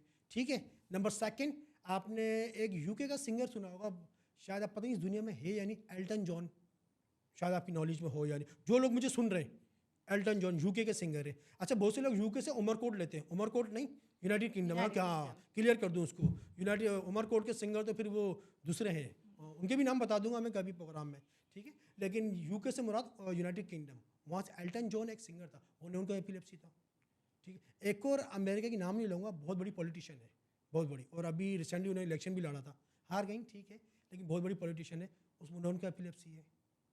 आप देखें अब्दुल सत्तार ईदी साहब, अल्लाह उनकी मगफरत फरमाए, उनके बारे में भी कहा जाता है कि नॉन केस एपिलेप्सी है। ठीक है, लेकिन थोड़ा इसको अभी ये कंट्रोवर्शियल बात है, अल्लाह उनकी मगफरत फरमाए, जन्नत फिरदौस में जाता फरमाए। क्या अब्दुल सत्तार साहब ने कितनी इंसानी खिदमत की, क्या उनकी जो मिर्गी का मसला था उसने उनको इंसानी खिदमत के काम करने से रोका? नहीं रोका। कितना बड़ा नाम, जॉन्टी रूट्स कितना बड़ा नाम, एल्टन जॉन के कितने बड़े बड़े सॉन्ग्स में, तो एक गाना मैं भी इसका सुनता था। सर, ये बात क्लियर है कि एपिलेप्सी के जो मरीज़ हैं उनकी इंटेलेक्चुअल एबिलिटीज़ और कॉग्निटिव एबिलिटीज़ उनकी बिल्कुल उतनी नॉर्मल होती हैं जितनी एक नॉर्मल इंसान के। क्योंकि ये भी एक मिथ है, मैं ऐसे पेरेंट्स से मिली हूँ कि जिन्होंने अपनी बच्ची के बारे में ये कहा है कि ये इसलिए कमज़ोर है पढ़ाई में या किसी भी चीज़ में क्योंकि ये बीमार है, और बीमारी उसकी यही है कि वो उसको मिर्गी है। तो ये आपकी स्टडीज़ में किसी भी चीज़ में हिंड्रेंस नहीं है। जब तक आपको अटैक नहीं आ रहा तो आप एक नॉर्मल इंसान की तरह आए हो, ऐसा ही है। ये एक मिथ है। मैं आपको बताऊं, जो भी एपिलेप्सी का मरीज़ है वो दिमागी तौर पे तेज़ होता है। वो कहते हैं ना, अच्छा। हाँ, अल्लाह पाक कुछ दे के कुछ लेता है, ये भी है ना, अल्लाह पाक कुछ दे के कुछ लेता है, मतलब यानी कि अगर आपसे अल्लाह पाक ने कुछ लिया है तो अल्लाह पाक आपको कुछ देगा। वो कहते हैं ना, परेशान हो तो अल्लाह पाक ने कुछ लिया, तो अगर किसी को एपिलेप्सी है, मिर्गी है, तो वो डबल इंटेलिजेंट होते हैं, डबल इंटेलिजेंट होते हैं। ये मैं आपको बता दूँ, एक बच्ची मेरे पास आती है, तो जो छोटे बच्चे आते हैं ना, अगर उनकी EG पे डायग्नोस हो जाता है कि इनको एपिलेप्सी है, मैं अगर उनको डायग्नोस कर लेता हूँ, ठीक है यार आपकी बच्ची को मिर्गी है, अब ये दवाइयाँ चलेंगी, ये है जो भी है, तो मैं उनको मुबारकबाद भी देता हूँ साथ साथ कि आपकी बच्ची एक्स्ट्रा ऑर्डिनरी इंटेलिजेंट है। वो परेशान, डॉक्टर साहब हमारी बच्ची को मिर्गी है और आप मुबारकबाद दे रहे हैं, हाउ इट्स पॉसिबल? मैं कहता हूँ नहीं यार, याद रखना कि जिसको मिर्गी होती है वो एक्स्ट्रा ऑर्डिनरी इंटेलिजेंट होता है। आपकी बच्ची जो है ना वो इंटेलिजेंट है, या आपका बच्चा बहुत इंटेलिजेंट है, इसके दिमाग के न्यूरॉन्स तेज़ होते हैं। वही बात कि अल्लाह पाक कुछ लेके कुछ देता है। Thank you for bringing the words of encouragement. So to all the listeners with epilepsy, epilepsy does not describe you. You are much more than you think you are. और सर, इस बच्ची का एक और सवाल ये है कि उसकी क्यूरियोसिटी है कि हाउ डू मेडिकेशन वर्क्स। अच्छा, मैं जो मेडिसिन ले रही हूँ वो मुझे कैसे ठीक कर रही हैं, और उसका दूसरा एक सवाल ये है कि मुझे अगर मैं ना लूँ तो। अच्छा देखें, एक मैं आपको बात बता दूँ बेटा, जो भी आप हैं, सबसे पहले मैं आपके लिए दुआएं की थी, तो मेरा बच्चा, बात सारी ये है कि आप दवाइयों पे सबसे पहले नागा नहीं करना होता। सबसे पहले जितने भी मिर्गी के मरीज़ हैं जो मिर्गी की दवाइयाँ ले रहे हैं, खुदाया मेरी बात को समझें, सांस लेना भूल जाओ, दवाई लेना मत भूलना। पानी पीना भूल जाओ, दवाई लेना मत भूलना। सुबह नाश्ते में पापे खाना भूल जाओ, दवाई लेना मत भूलना। ये मैं आप सबको एडवाइस है मेरी। मिर्गी के मरीज सबसे ये आपको कंप्लाइंस होना चाहिए कि आप स्ट्रॉन्ग दवाइयाँ ले रहे हैं, यानी कि आपको दवाई में नागा नहीं करना। दवाई में नागा खुदाया नहीं करना, इससे फिर फिट्स पड़ सकते हैं। इससे सर भी आपके जो आपने बताया कि फिट्स आपके दिमाग में करंट है, तो क्या दवाई उन करंट को सप्रेस कर रही है? जी बिल्कुल। और कुछ अच्छा बात सर ये है कि मैं अगर इसके ऊपर आया कि दवाएं किस तरह वर्क करती हैं, तो मैं समझता हूँ ऑडियंस को मेरी बात समझ में नहीं आएगी। ये तो जो डॉक्टर हजरात हैं उनको मेरी बात समझ में आएगी। जी जी। तो इसको मैं इस तरह कर देता हूँ कि जो हमारी दिमाग के अंदर करंट निकलता है, जो मिर्गी की शक्ल इख्तियार करता है, जो दौरों की शक्ल इख्तियार करता है, दवाइयाँ क्या करती हैं कि उसको बैलेंस कर देती हैं। हमारी अच्छा, जितनी भी मिर्गी दवाइयाँ हैं वो सब उसको बैलेंस कर देती हैं। तो न्यूरोकेमिकल्स को हाँ, बैलेंस कर देती न्यूरोकेमिकल्स को बैलेंस कर देती हैं। तो उससे क्या होता है कि अल्हम्दुलिल्लाह वो जो है ना वो फिट्स नहीं पड़ते। अब तो बहुत अच्छे अच्छे इलाज आ गए, अब तो डिवाइस लग रही है। अगर डिवाइस वो उसमें ये एक एपिलेप्सी की डिवाइस, एपिलेप्सी के मरीजों के लिए डिवाइस लग रही है। डिवाइस में क्या होता है, आपको पता चल जाएगा कि आपको फिट्स पड़ने वाला है। जैसे सर के दर्द में था ऑरा की हमने बात की थी, ओह, तो इसमें भी होता है कि आपको फिट्स पड़ने वाला है। आपको पता चलता है। हाँ, ऑरा होता है किसी किसी पेशेंट के अंदर। तो आप डिवाइस के बटन क्लिक कर दें तो वो आपके जो न्यूरॉन्स की एक्टिविटी है, करंट बढ़ रहा है, उसको बैलेंस कर देगा। तो वाह। फिट्स की सीवियरिटी कम हो जाएगी। अमेरिका में तो ये चीज़ बहुत हो रही है, लेकिन बात सारी हुई आती है अफसोस की हमारे बात कि मुल्क में भी हमारे तो नहीं आई है। खाने के पैसे नहीं, लोग बिल जमा कराने के पैसे नहीं है। मेरा इतना ज़्यादा बिल आ गया, मैं परेशान। और सर आपने मेडिकेशंस की पे इतना ज़्यादा जोर दे के कहा कि कुछ भी भूल जाओ, अपनी दवाई नहीं भूलो, ऐसा क्यों? कि कभी अगर कोई बंदा भूल भी जाए तो क्या हो जाएगा? बात सारी ये है कि जो आपके दिमाग का एक बैलेंस चल रहा होता है ना दवाई के ज़रिए, करंट को जिसमें रोका हुआ होता है, वो चीज़ ऊपर नीचे हो जाती है।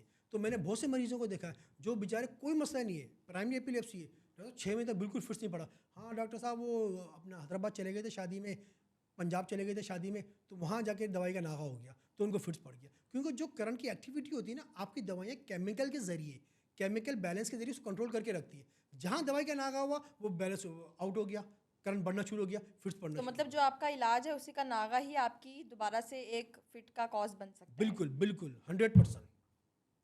ओके। अच्छा सर, हम एपिलेप्सी पे बात कर रहे थे और आपके ही एक इंटरव्यू में मैंने देखा था जिस पे आपने मेडिकेशंस की टाइमिंग पे बहुत जोर दिया था कि अगर आप 8 बजे ले रहे हो तो 8 बजे ही लेनी है। ऐसा क्यों? देखिए बात सारी ये है कि वही मैंने आपको कहा था ना कि ये क्या होता है कि केमिकल्स जो होते हैं उनको ये ड्रग्स क्या करती हैं, उनको होल्ड करके रखती हैं। ठीक है, उनको बैलेंस करके रखती है। होल्ड क्या, बैलेंस के वर्ड इस्तेमाल करूँगा। और दूसरा क्या होता है कि करंट को मिकदार को निकलने नहीं देती, यानी करंट को भी बैलेंस, जब केमिकल बैलेंस होगा करंट भी बैलेंस होगा। तो उसमें अगर 1-2 घंटे तो चलो आधे 1 घंटा चल जाता है, लेकिन लोग क्या करते हैं सुबह 8 बजे ली, रात के 12 बजे ले रहे हैं, सुबह 12 बजे ली, शाम के 8 बजे ले रहे हैं। तो 12 घंटे कंटिन्यू का जो टाइम है ना बहुत पाबंद होता है। ठीक है, ये कर चल जाएगा कि अगर आपने सुबह 8 बजे लिए तो रात के 8:30 बजे लिए, तो इसलिए हम कहते हैं कि वो बैलेंस जो है ना बैलेंस आउट ना हो जाए। जो दिमाग के अंदर बैलेंस चल रहा है दवाइयों के जरिए, केमिकल बैलेंस चल रहा है, वो आउट ना हो जाए। तो मेहरबानी करें कि दवाइयों को जो है ना बाकायदगी से 12-12 घंटे की उससे टाइमिंग से लें। टाइमिंग से लें। अच्छा सर, आपने एपिलेप्सी की मिथ्स की बात की, तो कोई ऐसी मिथ्स हैं जो आप डीबंक करना चाहते हैं या कोई ऐसा वाक़या हमसे शेयर कर सकते हैं कि जो इन मिथ्स की बुनियाद पे ही किसी ने अपना कोई बड़ा नुकसान कर लिया हो? यार ये तो मैं पता हूँ, मत ही पूछो तो मेरी आंखों में आंसू आ जाते हैं, लिटरली से बता रहा हूँ, मुझ जैसे बंदे की आंखों में। चले मैं बताता हूँ आपको। एक खातून थी, अल्लाह उनको जदा खैर अता फरमाए, शायद आई थिंक पंजाब से बिलोंग करते थे वो, तो कराची में रहते थे। उनकी वाइफ को एपिलेप्सी डायग्नोस हो गई थी, मुझे दिखाने आए थे कि डॉक्टर साहब ये मसला है, डॉक्टर साहब ये मसला है, मेरी वाइफ को इस तरह हाथ पाँव मुड़ जाते हैं, जिन मूत की बीमारी लगी हमें, हमने मौलवी साहब को दिखाया था, कोई 5-6 मरतबा ऐसा हुआ 2 महीने के अंदर। तो मैंने कहा ये आपकी वाइफ को मिर्गी है, आपकी वाइफ को मिर्गी का मसला लग रहा है, दिमाग की पट्टी वट्टी कराई वो पॉजिटिव आ गई। अच्छा पहले जो है ना वो अपना खातून उसकी माँ दोनों आए थे मेरे पास, शोर बाद में आया था। तो मैंने कहा ये आप दिमाग की पट्टी वगैरह कराएं, क्योंकि मुझे जो है ना दिमाग जो मिर्गी से रिलेटेड टेस्ट होते हैं वो सारे मैंने करवाए। अब जब मैंने वो टेस्ट करा लिए वो टेस्ट पॉजिटिव आ गए।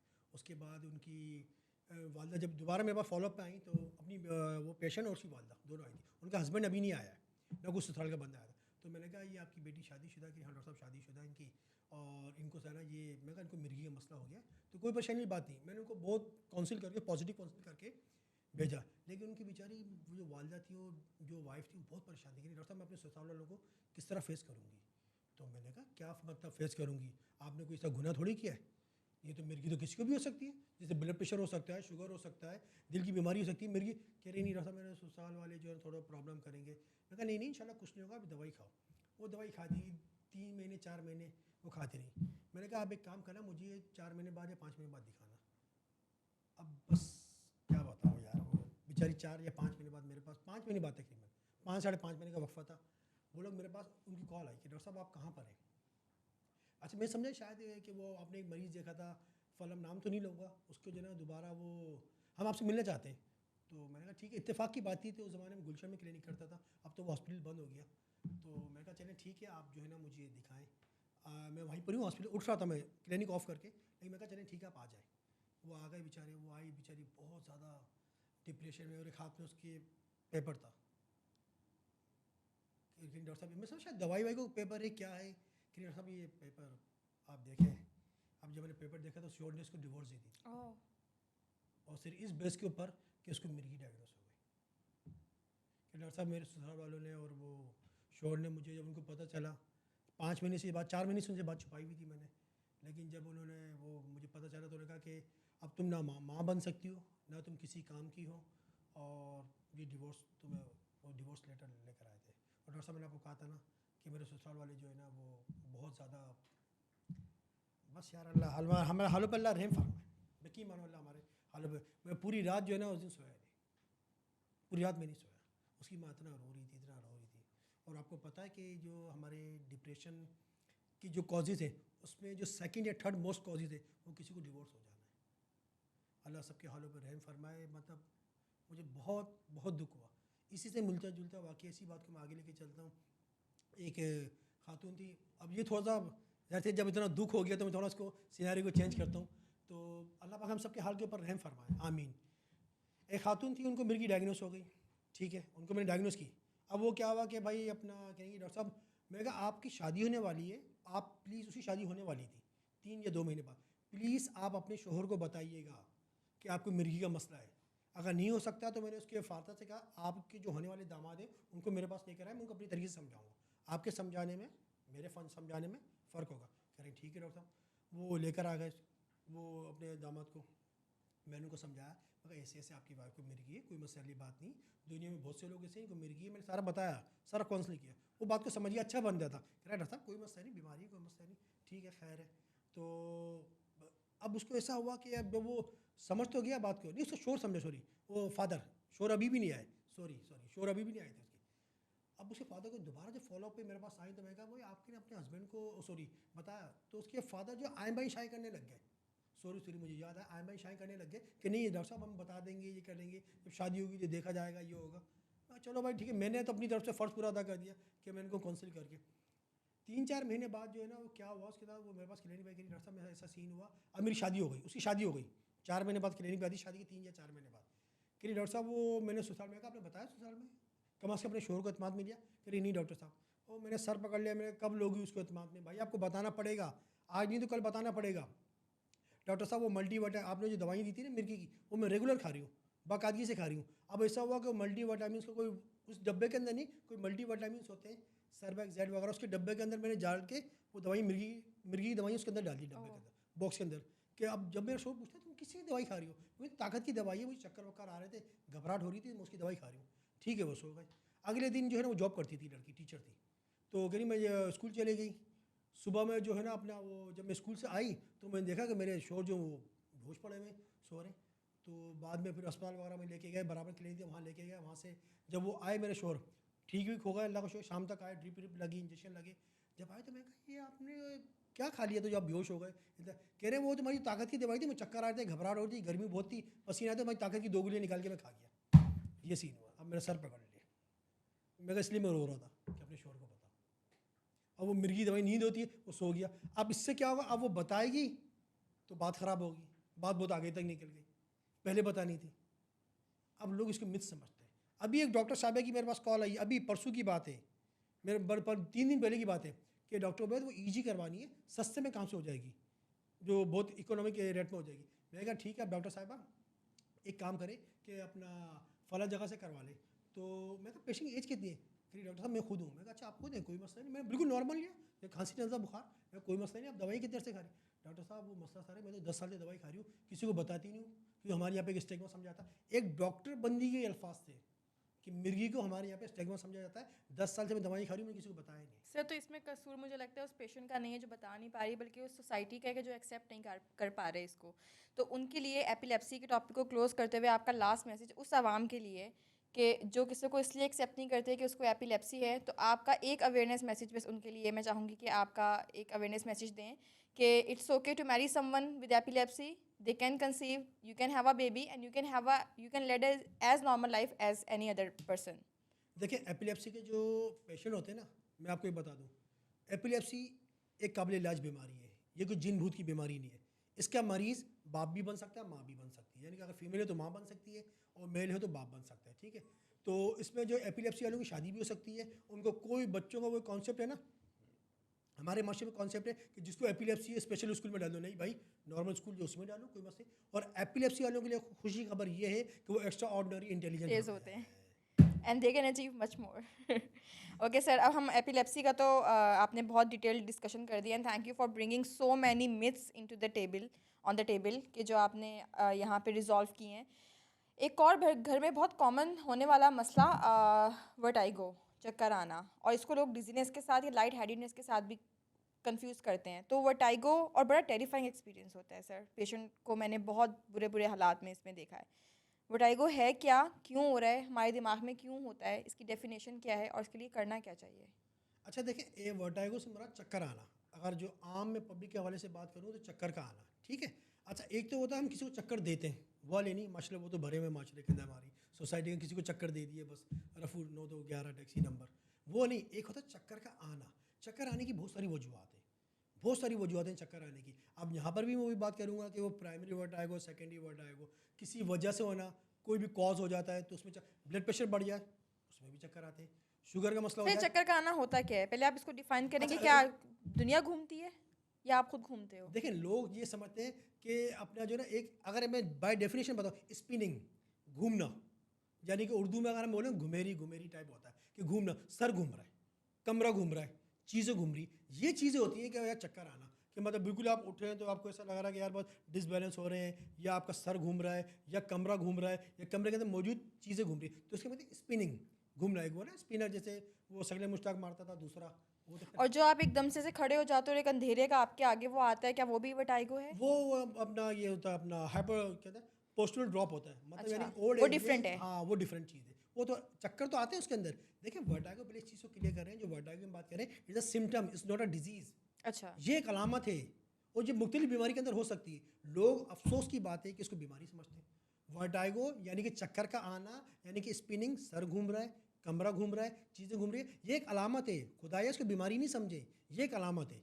हाँ, अच्छा इसमें होता क्या है कि ये शुगर में भी आ सकता है, किसी को शुगर मैंने बहुत से मरीज ऐसे हैं जिनकी वर्टाइगो कंट्रोल नहीं हो रहा था, चक्कर कंट्रोल नहीं, मैंने उनको डायबिटीज़ के टेस्ट करवाए, वो पॉजिटिव आ गई, शुगर के डॉक्टर के पास भेजा, वो ठीक हो गए, उनकी चक्कर ही और खत्म हो शुगर गई। के पेशेंट को क्यों चक्कर आ रहे हैं? शुगर बढ़ जाने की वजह से बॉडी में चेंजेस होती हैं, आपको पता है शुगर डायबिटीज़ जी जस्ट लाइक क्या जहर, या जी, वो अगर उसको कोई बोले English, silent killer. Silent killer भी कह सकते हैं उसको, जहर भी कह, जहर का वर्ड ज़्यादा सही रहेगा, ठीक है ना। जहर सही नहीं है, यहाँ पर वर्ड ज़्यादा सही रहेगा। कि ऐसा ना लोग खाना शुरू कर दें, डॉक्टर उबैद ने स्टार्टअप के पॉडकास्ट में बोला था कि जहर ज़्यादा सही रहेगा, तो ऐसा मत करना भाई, मेहरबानी होगी, रिक्वेस्ट है आप लोगों से। अच्छा, होता क्या है कि जब शुगर होगी तो बॉडी के तमाम ऑर्गन्स इफेक्टेड होंगे, तमाम ऑर्गन इफेक्टेड होगा, मुतासिर होगा, तो उससे क्या होगा, चक्कर भी आएंगे। जब बॉडी का मेटाबॉलिज्म अप एंड डाउन होगा तो उससे चक्कर भी आते हैं। तो बहुत से लोगों को मैंने डायग्नोस किया है चक्कर की वजह से, जब उनके चक्कर कंट्रोल नहीं, यार आपको तो जो है ना वो है शुगर है, शुगर है। थायराइड का मसला हो जाए, हाइपोथायरॉइडिज्म, उसमें चक्कर आते हैं। बहुत से लोग को जैसी मेडिसिन खाते हैं, यानी कि जो ब्लड प्रेशर के मरीज़ होते हैं वो डाययूरेटिक लेते हैं। डाययूरेटिक मुराद वो दवाइयाँ जिससे यूरिन बहुत ज़्यादा आता है, जब यूरिन ज़्यादा आएगा नमकियाती कमी होगी, पीछे से चक्कर आएंगे। डिहाइड्रेशन। हाँ डिहाइड्रेशन, तो उस दवाई को बंद कर दो। डिहाइड्रेशन के अंदर उल्टी वॉमिटिंग होती है, किसी को मोशन हो गए, किसी को डायरिया हो गया, किसी को जो है वो उल्टियाँ हो गई, अब क्या होगा, नमकियाती कमी हो गई, उसमें चक्कर आएंगे। तो चक्कर आना एक अलामत है, सिम्टम नहीं है। यानी कि स्पिनिंग, सर घूम रहा है, चीज़ें घूम रही है, कमरा घूम रहा है, ये होता है। अच्छा, एक चीज़ मैं यहाँ पर हाईलाइट करूँगा, एक ख़ास किस्म के चक्कर होते हैं जिसको हम कहते हैं BPPV। आवाम के समझ में नहीं आएगा, सबके सर के ऊपर से निकल रही है। अब मैं बताता हूँ होता क्या है। Benign proximal position vertigo, position मतलब पोजीशन चेंज करना। अब सिर्फ आवाम इतना याद रखें, जो भी लोग मुझे सुन रहे हैं आपके पॉडकास्ट के जरिए, सिर्फ उतना याद रखें कि यानी पोजीशन चेंज कर रहे थे, गर्दन घुमाई चक्कर आना शुरू हो गए, गर्दन घुमाई चक्कर आना शुरू हो गए, करवट उसकी ली, कंप्लेन होती है कि जैसे ही हाँ, उठे हैं सुबह तो चक्कर आए, एकदम से चक्कर चक्कर एकदम आए। वॉशरूम जाने के लिए सुबह उठे, ठीक है, हर कोई उठ के वॉशरूम जाता है, हाजिरी देता है, मैं भी देता हूँ, आपके पॉडकास्ट में देकर आए हो जाने से पहले, ठीक है, तो हर कोई देता है, जाना भी ज़रूरी है, ठीक है। तो क्या होता है कि अब जब आप सो के उठते हैं तो आपको वर्टाइगो होता है, गर्दन घुमाते हैं तो वर्टाइगो होता है, ठीक है। दूसरा क्या होता है, गर्दन ऊपर नीचे करते हैं, यानी कि पोजिशनल, नेक की पोजीशन चेंज हो रही है, चक्कर आ रहे हैं, गर्दन घुमाने पर चक्कर आ रहे हैं, करवट लेने पर चक्कर आ रहे हैं, सो के उठ रहे हैं तो चक्कर आ रहे हैं, तो ये हमारे पास कहता है पोजिशन वर्टाइगो। और यकीन माने ये सेकंडों के होते हैं, सेकंड में मिनटों का, 1 मिनट 2 मिनट 3 मिनट का होगा या कुछ सेकंड का होगा। इतना सीवियर चक्कर का अटैक होता है, इतना सीवियर होता है कि मैंने खुद इसकी वजह से बहुत से लोगों को डिप्रेशन में जाते हुए देखा कि लोग सिर्फ एक ही सवाल कर रहे होते हैं कि डॉक्टर साहब ऐसे चक्कर दोबारा तो नहीं आएंगे डॉक्टर साहब, ये दोबारा इडियोपैथिक अननोन इडियोपैथिक। हाँ, लेकिन इसके लिए एक वो है, एक स्टडी है जो कि प्रूवन बात नहीं है। बहुत से कंसल्टेंट डॉक्टर्स उसको मानते हैं, बहुत से नहीं भी मानते, कि जो नस होती है हमारी वर्टिब्रो बेसिलर नर्व, वो दिमाग को गलत सिग्नल देना शुरू कर देती है। अच्छा। हाँ, जो एडक्रिनियल नर्व जो है उसके जी अंदर। जी। तो बहरहाल मैं अगर बिल्कुल ही कॉमन लैंग्वेज में बात करूँ, अवामी लैंग्वेज में, कि एक नस है जो कान से दिमाग में जाती है। तो सर ये किसी को भी हो सकते हैं, किसी भी एज किसी भी एज ग्रुप में भी हो सकते हैं, किसी एज ग्रुप में, और उसके मरीज तो भरे हुए हैं। मैं खुद हफ्ते के अंदर कोई ऐसा दिन नहीं होता, यानी कि कोई ऐसा हफ्ता नहीं गुजरता जिसमें मैं BPPV का मरीज ना देखूं। होता क्या है, वही गर्दन घुमाने पर चक्कर आते हैं, वो कुछ सेकंड कुछ मिनट के होते हैं, इतने सीवियर होते हैं, इतने खतरनाक होते हैं कि यकीन जाने आप कि उसकी वजह से मरीज जो है ना डिप्रेशन में चले जाए। सिर्फ बस वो एक ही सवाल होता है कि डॉक्टर साहब या तो चक्कर ठीक कर दो या हमें मार दो। इतने टेरिफाइंग हाँ, होते कि हैं। बस कहते हैं अब हम जिंदगी से गए, हमारी ज़िंदगी ख़त्म तो हो। उसमें उल्टी मतली भी होती है साथ? उल्टी मतली तो नहीं, अटैक बहुत खतरनाक होता है। सर इसका हल क्या है? अच्छा देखिए, उसमें यही होता है कि कुछ एक्सरसाइज करानी पड़ती है, जिसको हम कहते हैं अपना वो एप्लास होती है या एप्लीज मैनूवर। हाँ, एप्लीस मैनूवर हो गया, और दूसरा वो हिल पाक्स मैनूवर हो गया। आई थिंक इन दोनों में से कोई एक ट्रीटमेंट होती है और एक से डायग्नोस होता है। ये तो वो फिजियोथेरेपिस्ट करते हैं, वो हमारा काम नहीं होता। लेकिन अच्छा, इसमें यूट्यूब पे वीडियोस भरी हुई हैं, तो भरी आप हुई वो है देख के घर पे ना करो। घर पे नहीं करें तो ज़्यादा बेहतर है, क्योंकि फिर से वर्टाइगो और सीवियर हो जाएगा। जी। क्योंकि यहाँ पर वही बात है ना, हमारे यहाँ पे कि हर घर में 4 नमाजी, चारों मुफ्ती, वही वाले हर कोई डॉक्टर बना हुआ है। तो ज़्यादा बेहतर है कि आप फिजियोथेरेपिस्ट का हम रेफर करते हैं, और दूसरा कुछ चक्कर की दवाइयाँ लिखते हैं वर्टाइगो की, और इसके साथ साथ कुछ मल्टी विटामिन होते हैं, विटामिन B12 जैसे हो गया, उसके इंजेक्शन भी मैं लगवाता हूँ, उसकी गोलियाँ भी देता हूँ। वैसे रिसर्च प्रूवन बात तो नहीं है, लेकिन मैंने अपने मरीजों पर एक्सपीरियंस किया है कि एक्सपेरिमेंट किया है कि उनको रिलीफ मिलता है। BPV के मरीजों को अगर हम विटामिन B12 ऐड करके दें चक्कर की दवाइयों के साथ और फिजियोथेरेपी के साथ, तो उनको रिलीफ मिलता है। रिलीफ मिल जाता है। चलें, thank you so much sir इतने इंपॉर्टेंट पॉइंट को हाईलाइट करने के लिए। अब हम आगे चलते हैं और बात करते हैं हम जो कि बहुत आपने अभी वर्टाइगो बताया कि डायबिटीज़ के पेशेंट में होता है, तो एक जो बहुत कॉमन चीज़ है न्यूरोपैथिक पेन, और उनको पता भी नहीं होता है कि ये हमारी नर्व्स की वजह से हो रहा है या हमारी डायबिटीज़ की वजह से हो रहा है। और मैंने खुद ऐसे पेशेंट्स देखे हैं, इनफैक्ट हमारे घरों में ऐसे पेशेंट्स हैं जो क्रॉनिक डायबिटिक है और सालों साल अपना टांगों का दर्द और पाँव का दर्द बर्दाश्त कर रहे हैं, और उसके लिए वो सिंपल पेन किलर ले लेते हैं। तो उनके लिए क्या आगाही का मैसेज है? न्यूरोपैथिक पेन क्या होता है, किस तरह से इसको प्रिवेंट किया जा सकता है, और अगर जिसको है वो उसके लिए क्या करे? देखिए जी, मैं एक बात बताऊं कि जैसे मैं शुगर की बात की, अभी आपको स्टार्टिंग में बताया था कि शुगर बॉडी की हर जगह को मुतासिर करती है। अल्लाह पाक सबको बचाए, मुझे भी बचाए, आमीन। कि जिसको अगर डायबिटीज़ हो गई तो वो बॉडी के तरीके में हर जगह मुतासिर करती है। इसमें से एक कुछ नर्व होती हैं, नर्व यानी कुछ नसें, लॉन्ग नर्व, हमारी बॉडी की, हमारे जिस्म की जो लॉन्ग नर्व्स होती हैं, जो लॉन्ग अपना वो होती है नर्व्स कहते हैं इसको हम, वो होती हैं, जैसे हाथों की हो गई, ये टांगों की हो गई, इनको मुतासिर करती है। होता क्या है कि जब शुगर हो गई तो इन नर्व की ब्लड सप्लाई यानी कि इनकी ग़िज़ा मुतासिर होती है। जब वो मुतासिर होती है तो नसें भी मुतासिर होती हैं। तो अब इसका पेशेंट किस तरह आता है कि डॉक्टर साहब मेरे पाँव में सुन हो रहा है, महसूस करने की सलाहियत ख़त्म हो जाती है, पाँव मेरे सुन हो रहे हैं, पाँवों में आग सी लग रही है, पाँव में सुइयाँ सी चुभ रही हैं, चूंटियाँ सी काट रही हैं, ऐसा लग रहा है पाँव को छुरी से काट रहा है जैसे, और दर्द होता है। सेंसरी भी चाहता है इसका। और मोटर क्या होता है कि बहुत से लोगों का फुट ड्रॉप हो जाता है, बहुत से लोग पाँव को रगड़ रगड़ के चल रहे होते हैं, फुट ड्रॉप भी होने के चांसेस होते हैं इसके अंदर। तो ये अगर जिसको 8 या 10 साल से ज़्यादा की शुगर की हिस्ट्री हो जाए तो उसमें जाकर ये मुतासिर होते हैं, जिसको हम कहते हैं डायबिटिक न्यूरोपैथी, यानी कि नर्व मुतासिर हो गई, नसों के अंदर मसला हो गया डायबिटीज़ की वजह से। और ये मैंने तकरीबन जितने डायबिटीज़ के मरीज़ होंगे जो मैंने देखे, मैं अपनी बात करूँ मिसाल के तौर पे, कि अगर वैसे तो मैं न्यूरोलॉजिस्ट हूँ, तो मेरे पास जो आते हैं वो न्यूरो की कॉम्प्लिकेशन की वजह से आते हैं। तो अगर ये डायबिटिक न्यूरोपैथी हमारे डोमेन के अंदर आता है न्यूरोलॉजिस्ट के, अगर डायबिटीज़ न्यूरो, ये समझे कि मैंने डायबिटीज़ के मरीज़ देखे 500 भी देखे होंगे, तो उसमें यकीन माने कि आप 9, मैं समझता हूँ कि 400 या 450 प्लस या 460 प्लस को ये मसला होगा डायबिटिक न्यूरोपैथी का, कि वो यही कंप्लेन करें डॉक्टर साहब पाँव मेरे जलते हैं, ठीक है, पाँव के नीचे ऐसा लगता है ये सुइयाँ सी चुभ रही है। अच्छा, इसमें एक खास एरिया होता है, नमनेस की भी कंप्लेन नमनेस की करते हैं, कंप्लेन, सुन सुन हो हो रहे गया, हैं, और सुन हो दर्द गया, भी दर्द की भी करते सुन हैं। हो गया, दर्द हो गया, सुइयाँ सी चुभ रही हैं, चूंटियाँ सी काट रही हैं, इस तरह दर्द होता है, छुरियाँ से कोई काट रहा है, इस तरह दर्द होता है, इस तरह सुन पर महसूस ही नहीं हो रहा। और अब रात में अकड़ जाते हैं पाँव। रात में भी अकड़ जाते हैं, ठीक है, दर्द भी होता है। अच्छा, वो रात में अकड़ना और टांगों की बेचैनी एक अलग चीज़ है, उसको हम रेस्टलेस लेग सिंड्रोम कहते हैं। अच्छा। हाँ, रेस्टलेस लेग सिंड्रोम कहते हैं, वो एक अलग चीज़, उसमें टांगों में बेचैनी होती है कि टांगे में दुपट्टा बांध दिया थे, और लेडीज़ में ज़्यादा होती है कि फीमेल्स के अंदर कि वो दुपट्टा बांध दिया, बच्चियों से टांगे दबवा रही हैं, वो भी उसके अंदर उसमें भी हो सकती है डायबिटिक न्यूरोपैथी में, लेकिन रेस्टलेस सिंड्रोम एक अलग चीज़ है। अच्छा। ठीक है, अच्छा मैं डायबिटिक न्यूरोपैथी के ऊपर दोबारा आता हूँ। तो उसमें क्या होता है कि अब जब वो सुनपना हो रहा है, चुंडी सी चल रही हैं, सुइयाँ सी चुभ रही हैं, दर्द बहुत ज़्यादा हो रहा है, तो उसमें क्या होता है कि फिर हमें दवाइयाँ वगैरह स्टार्ट करनी चाहिए। होता क्या है कि सबसे पहले हमें क्या एडवाइस करनी चाहिए कि अच्छी शुगर आप कंट्रोल करके रखें। यानी कि हमारे साथ मसला सारा वही है, हमारे साथ मसला सारा वही है कि मैं दोबारा कहता हूँ कि भाई खुदाया सबसे पहले मेरी बात सुनिए, जो भी लोग सुन रहे हैं, अगर आपको शुगर है तो खुदाया डायबिटीज़ के डॉक्टर को दिखाएं, जनरल फिजिशियन को मत दिखाएं।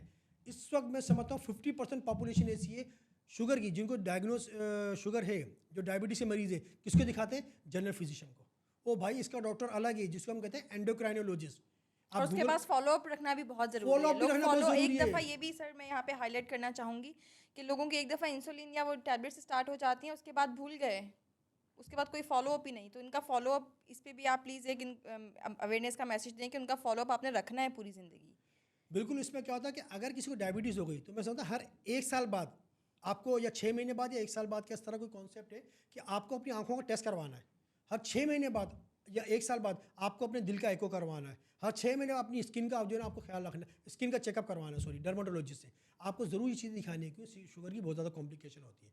अब डायबिटिक न्यूरोपैथी अगर किसी हो गई तो करना क्या है? सबसे पहले शुगर को कंट्रोल करना है।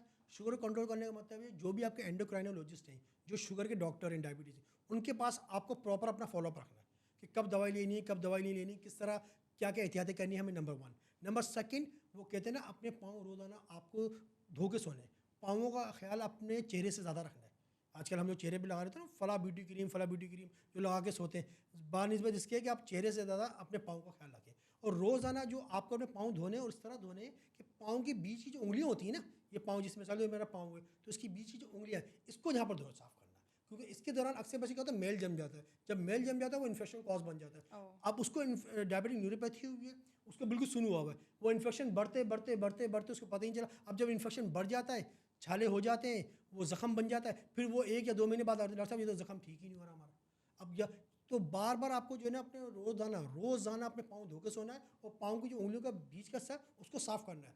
और ये पाँव की जो उंगलियाँ होती है ना उसको रोज़ाना तकरीबन या दिन में अपना 5 मिनट से निकाल लें, 5 या 6 मरतबा अपनी पाँव की उंगलियों को इस तरह हिलाना है। इस तरह डायबिटिक न्यूरोपैथी के लिए बता रहा हूँ ये मैं, उससे जिनको अगर हो गई है उससे बचने के लिए कि आपको होता क्या है कि आपकी उंगलियाँ वजह से स्टिफ हो जाती हैं, अकड़ जाती हैं। ठीक है, 2 चीज़। तीसरी चीज़, आपको सॉक्स पहनना है, बगैर सॉक्स के शूज़ नहीं पहनने हैं, सॉक्स ज़रूर पहनने हैं। अगर डायबिटिक न्यूरोपैथी हो गई है तो आपको सॉक्स ज़रूर पहनने हैं, मोज़े ज़रूर पहनने हैं। अच्छा, बहुत से लोग क्या करते हैं टाइट जूता पहन लेते हैं, टाइट मोज़े।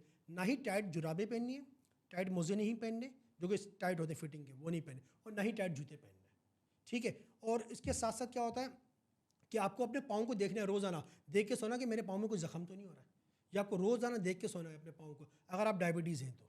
और इसके साथ साथ जो मैं लास्ट में एक बात बताना चाहता हूँ, जो एक बड़ा इसके बड़ा गलत मिथ चल रहा है कि वो लोग कहते हैं ना कि डायबिटिक फुट वाले जो है ना वो घास के ऊपर चलें तो उनके जो है ना वो पाँव बेहतर रहेंगे। ऐसा कोई नहीं, सिर्फ मिथ ही है, मैंने कहीं नहीं देखा, ये मेडिकल प्रूवन बात नहीं है। दूसरी चीज़ लोग कहते हैं कि नमक के पानी, गर्म पानी करें, उसके अंदर नमक डालें, उसके अंदर पाँव डाल दें तो आपकी जो है डायबिटिक न्यूरोपैथी ठीक हो जाएगी। ये भी मिथ है, ऐसी कोई बात नहीं है, मैंने नहीं पढ़ा, नहीं कहीं देखा। हाँ, इसका एक नुकसान है, घर का नमक कम हो जाएगा महंगाई के दौर में, वो दोबारा लाना पड़ेगा आपको। तो ज़्यादा बेहतर है कि इन मितों के चक्कर में ना पड़ें। जो मैंने एहतियातें बताई हैं, मोज़े पहन के रखें, बगैर मोज़ों के जूते नहीं पहने, रोज़ाना अपने पाँव धो के सोएं, अपने पाँव का अपने चेहरे से ज़्यादा ख्याल रखें, पाँव की उंगलियों को रोज़ाना इस तरह मूव करना है, पाँव की उंगली के बीच में जो आपके मैल कुचल भरा हुआ उसको ज़्यादा साफ़ करना है। और अगर रोज़ाना अपने पाँव को चेक करें कोई फोड़ा ज़ख़म वगैरह तो आपके पाँव में नहीं बन गया, अगर बन गया है तो डायबिटिक फुट के डॉक्टर्स अलग होते हैं, उनसे जाके कांटेक्ट करें, या कम से कम जो एंडोक्राइनोलॉजिस्ट होते हैं उनके पास जाएं। आखिर में एक मैसेज डायबिटीज़ वालों के लिए कि खुदाया एंडोक्राइनोलॉजिस्ट जो डायबिटीज़ के डॉक्टर हैं उनसे अपना फॉलोअप रखें, उनसे इलाज कराएं, ना कि जनरल फिजिशियन से। आप सबके लिए बहुत सारी दुआएं जितने भी डायबिटीज़ के मरीज़ हैं। सर न्यूरोपैथिक पेन के लिए उसके लिए क्या करें? जिनको मैंने बहुत मरीज़ देखे हैं कि बहुत पाँव में दर्द है, बहुत टांगों में दर्द है और इसी तरह से सालों साल गुजार रहे हैं, तो न्यूरोपैथिक पेन के लिए क्या करें? और विटामिन B12 का क्या रोल है इसमें? लोग खुद से आजकल न्यूरोबियन ले रहे हैं। अच्छा देखिए, मैं एक बात क्लियर करूँ कि न्यूरोबियन है ना, प्योर विटामिन B12 नहीं है, लोग लेते हैं, लेकिन प्योर विटामिन B12 की अलग से दवाइयाँ आती हैं जिसके अंदर प्योर सिर्फ विटामिन B12 होता है। अब जितने भी डायबिटीज़ के मरीज़ हैं जो इस वक्त मुझे सुन रहे हैं, वो तो सबसे पहले एक काम करें, अगर उनकी किडनी का मसला नहीं है, और किडनी सलामत है, अल्लाह सबकी सलामत रखे किडनी को, आमीन, सबके लिए बहुत सारी दुआएं। अगर उनकी किडनी सलामत है तो जितने भी डायबिटीज़ के मरीज़ हैं वो विटामिन B12 की टेबलेट तो ज़रूर लेना शुरू कर दें। सब लें। हाँ, सब लें, ठीक है कम से कम एक गोली तो दिन में लें। जी। वजह क्या है, एक तो देखें डायबिटीज़ की जितनी दवाइयाँ होती हैं ना, मेजॉरिटी दवाइयों के साइड इफेक्ट क्या होते हैं कि विटामिन B12 की डेफिशिएंसी कराना। जब विटामिन B12 की डेफिशिएंसी होगी तो उससे अलग न्यूरोपैथी होगी, उससे भी मसला होगा, पाँव के सुन्न बनेगा और वो चूंटे से चलना और वो जो महसूस करने की हिस्स होती है, नमनेस वगैरह, वो सब होगा।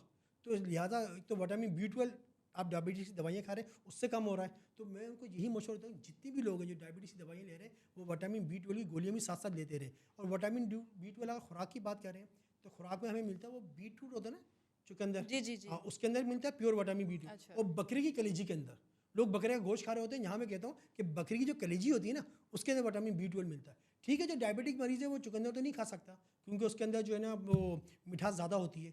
जितने वेजिटेरियंस हैं जो रिलीजियस पॉइंट ऑफ व्यू की वजह से विटामिन B12 नहीं लेते, यानी कि सॉरी गोश्त नहीं खाते, गोश्त से विटामिन B12 मिलता है, तो उनके लिए मेरा यही मशवरा है कि चुकंदर खा लिया करें।